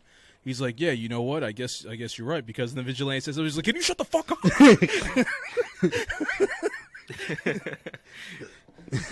Oh god. Peacemaker getting all introspective. Yeah. Yeah, God. so they escape. The butterfly goes into her. She goes back. She eventually wakes up. She goes back to the precinct. She puts this wire or chip into the computer. She messages her people. Then she goes and waits in the field. She tells like her partner like enjoy this moment, and then And she gives like them the tries to greatest smile. And she's like, "Damn, it's harder in everybody. Like you got to relearn That's it." how I smile. Yeah, Yeah. me too, bro. I'm so bad at smiling. Also, I just look like a serial killer. The part where they were running away and then Eagly was just fucking everybody up. Yeah, I was like, destroying damn. everyone. It probably would really Ripped look out like somebody's that eye. though, with how big eagles are. Like, Yeah, the bald eagles. Hell yeah. And they run into the the fake police chief who Yeah. gets them a getaway car He and looks then so kills weird. people. He looks weird. I thought he was a butterfly too in the beginning. because he was so inhuman. Yeah, yeah. And he was I was like, just like, and he I was was- like, it doesn't make sense for him to be a butterfly, but he could be. yeah, and he was put there by Mern. So I was like, maybe he's just like another butterfly that's helping. But yeah. So Vigilante smashes Peacemaker's phone. He's like, "Oh man, it had irreplaceable pictures of Eagly in that phone." Yeah, Yeah, they were so cute. there's so many stupid one-liners in that show. It's just like hard to keep track of all of them. And then you see a bunch of these little spaceships come. All the butterflies come out of it. like an Like they army. stretch their wings and start flying.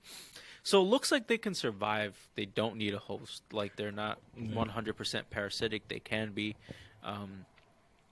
So they can survive outside as long as they have their food source. But I don't know. They just want to take over, and Goff is leading them. So they go into the precinct. They take over all the cops, all the inmates, and everything. And then she has another army of butterflies. Of weird smiling people. Yeah. Like everybody had an unusual smile. That was awesome. Yeah, that was funny. I think that's how it ended, right? Father so suited up too. She goes on and that was the end. But before that, Oh, right. they have the news conference where they're talking about John Cena's diary. Yeah. And they reveal they've been going around. He's been committing all these murders. All police force is now going to be going after him. John Cena's character in Hardcourt have like a little heart to heart where Yeah. she starts like Adebayo being okay with him. She drops a little thing of peace, and Adebayo had a thing with her his, girlfriend. They wanted to go back to Yep. Gotham. Yeah, now we know they're from Gotham apparently. And then they have the whole like Danny was saying, the father goes into his into his old suit. I forgot what his character The was White called. Dragon. The White Dragon, thank you. I was going to just say super racist. I didn't know. But yeah, he gets in his White Dragon suit. His name is Systemic Racism. Also, we got to see a little bit of what happened with Peacemaker's brother when they Yeah. were kids. Apparently, he Oh, killed yeah. his brother. Yeah. Which Well, they were now we fighting, know and for I a think fact. his brother had like a seizure or something. looked like a or seizure, aneurysm yeah. or something where he passed. And Yeah, but it looks like his father and his mullet decided to have his kids fight. yeah, and then he's like, all right, I think it's time to go kill my son now. Yep. Yeah. So yeah. So now you're gonna have the police force going after Peacemaker. You're gonna have a White Dragon going after Peacemaker, and I think the most important thing that's happened in the last 2 episodes is Peacemaker growing a conscience and not wanting to kill anymore. And this is in Which he episode admitted. 6. Not He people. actually said it out loud. What happened? Like, I have no problem killing aliens, especially the buggy ones. He doesn't want to kill like humans specifically. Like, Yeah. like normal people. So that's interesting. It's just like how is that gonna develop his character? Because it's just like you see what happened in Suicide Squad, how he was just like fucking murdering left and right with no problem, and then in the beginning of the show, like he starts having an issue of like killing people where he couldn't even shoot like the butterflies in the beginning, but kids. then he had no problem doing it when he saw them through the X-ray vision because he knows it's like they're aliens and shit. They know they're He also bugs blew and a bunch of them up. he knows they're bugs and he knows like those people aren't alive anymore. So, yeah, it's gonna be interesting to see what happens in the next couple of episodes. There's probably 2 episodes left, right? Don't say that. 5 And episodes. Dan's gonna look it up, and it's gonna be like, This is HBO. There's gonna be 8 episodes. We just saw the finale, guys. that was it. Hope you enjoy. This is an HBO show. I'm pretty sure it's gonna be 8 episodes. So We said it before. I don't know. I think it's a 9. Is it? It's I a could be minimum wrong. of 8. Yeah. HBO does a minimum of 8. So I'll tell you guys. But I'm really enjoying the here. cast, and I really like where Dude. they're going with it. Every episode has their gems that are just like fucking hilarious. this show gets better with every episode. Yeah. Yep. It's just like more character building, more funny. Like the funny's funnier every episode. You think when you see the one episode that like this is the most ridiculous conversation, it just can't get more ridiculous, but it does the next episode and it gets funnier, and it's just like holy shit, you know. And And the villain's cool too because they can pretty much do anybody like they want with it. So it's like their potential is limitless. Yeah, with the butterflies definitely, and then now you have his father in there too. So now you're gonna have him who wanted the acceptance of his father in the beginning. Now his father's trying to kill him. So how is he gonna take that? And is he gonna be able to kill him, or what's So gonna happen? you You pretty know, because much he got didn't want to kill people. Everybody His after father, him. he builds the helmets. He probably has this crazy badass suit. Yeah. That could do like anything. You also called it Eslam. It is 8 episodes in total. Yeah. So he's got everybody after him. He's got the butterflies. He's got fucking the world because they just released that journal, and so like the cops and The villains. journal that was put there by Adebayo, Yeah. which was probably written by Waller, Yep. to frame. Yeah, Waller. There in one of the episodes, Waller sends her a text message said, "Did you leave the journal in his apartment yet?" or something like that. Okay. It's a text message from Waller. I might have not caught that because Not sometimes yet. I'll be watching it while I'm Multitasking. working or something. Yeah, I do that too sometimes. Just so you guys know, I almost missed this episode. I almost missed this podcast at about 2 in the afternoon today. I was just like, you know what? Maybe I should watch these episodes for tomorrow. And then I was just like, no. I saw AEW Dynamite, and that was one. Oh shit! Today's Thursday. At 2 in the afternoon, I realized it was Thursday. I almost Yeah, didn't it see this happens, second bro. Peacemaker episode. I happened to check an hour before the podcast, and then I was like, "Oh shit, there's a new episode." I was like, "I gotta get on this Yeah, because it was 50 so- minutes long too." So Yeah, so Boba Fett and Peacemaker come out on Thursdays. So, so the new episodes. no, come Boba out. Fett's Wednesday. It is okay. Yeah, I don't even know, man. I thought it got was school Thursday. and work. So it's I it's just be Tuesday. like, It's Tuesdays How I Met Your Mother, Wednesday Boba Fett, Thursday Peacemaker. Peacemaker. Yeah. Okay. final alright, so- thoughts for this? Any Yeah. any thoughts on Peacemaker? What you guys think? Go for it. Yeah, so like I said before, I think the show's getting better with every episode. I think the next 2 episodes are going to be the wildest and craziest and awesomest episodes. So I can't wait for the next 2 weeks when we do this season finale of Peacemaker. So, yeah, it's going to be cool. Yeah, I think one of the reasons why this works so well, and honestly, you guys might have been saying this when I was looking up how many episodes. I wasn't listening at that point, but is the fact that it is a character like a Peacemaker. You have somebody like a Vigilante, where it's just like these are unknown characters for the most part. Yes. Like even us who we like DC stuff, and you could watch Never heard what's of it called? Peacemaker before. Yeah, and he had his own comic book. Yeah. That's the crazy thing. And like it's like we know hardcore stuff like Danny the Street. Yeah. You know, it's like we know that, and then we don't know who Peacemaker is. So it was like he's just there. I might have heard the name at some point in the past. So it's like it's almost like having a new quantity where you could do anything, and nobody's gonna come in. And it's like, well, Batman doesn't use guns, and we know that Superman would have done this because Wonder Woman's like this. This time it's just like nobody knows shit about Peacemaker. Do whatever you want. We're all gonna be okay with it, and it works. It's funny. You know damn well he wasn't like this in the comics, I'm sure. Probably. It's funny because, like you said, Peacemaker's like an unknown. So I feel like Vigilante being in Peacemaker is like an unknown. And I feel like Vigilante is honestly one of my favorite characters in the show. He is just so stupid and so level funny. of like psychopathy. This guy He has. loves killing too. He's just like, Yo. why not just like, Yeah. Even when they talk about it in this last episode, it's like, remember back in the day we used to kill people and then we killed the wrong person. It's like, ah, shit, oh well. Yeah. Like- I was just like, so it's crazy. just funny to see like the because Peacemaker's growing a conscience where he doesn't want to kill people, and Vigilante's like, hey, stop being like, what are you gonna be a normal person now? Like this is what we do. Yeah. We fucking kill people. Like that's just how we roll, and like that like juxtaposition of like these two not extremes, but like you have one that's an extreme and one that's kind of like going to the going other away from side. it. Yeah, Yeah. it's interesting. But yeah, so, my final thoughts is just I really love the cast and I really trust James Gunn and I really think he's gonna really outdo these last two episodes. I think the cast is more than capable, especially with John Cena's energy and just even the rest of the cast. You know, Vigilante and Myrn, all of them coming together. I think they're gonna wow us. yes, definitely. Yeah. Anything else, gentlemen? That's it. I think that's it. All right, so thank you for listening to the Los Wise Guys podcast. If you like what you hear, follow us on social media. Like, subscribe, share, rate, review. Go check out the Los Wise Guys website. Go check out our YouTube channel. We have clips coming out on the daily. We have clips coming out on the daily. We out here.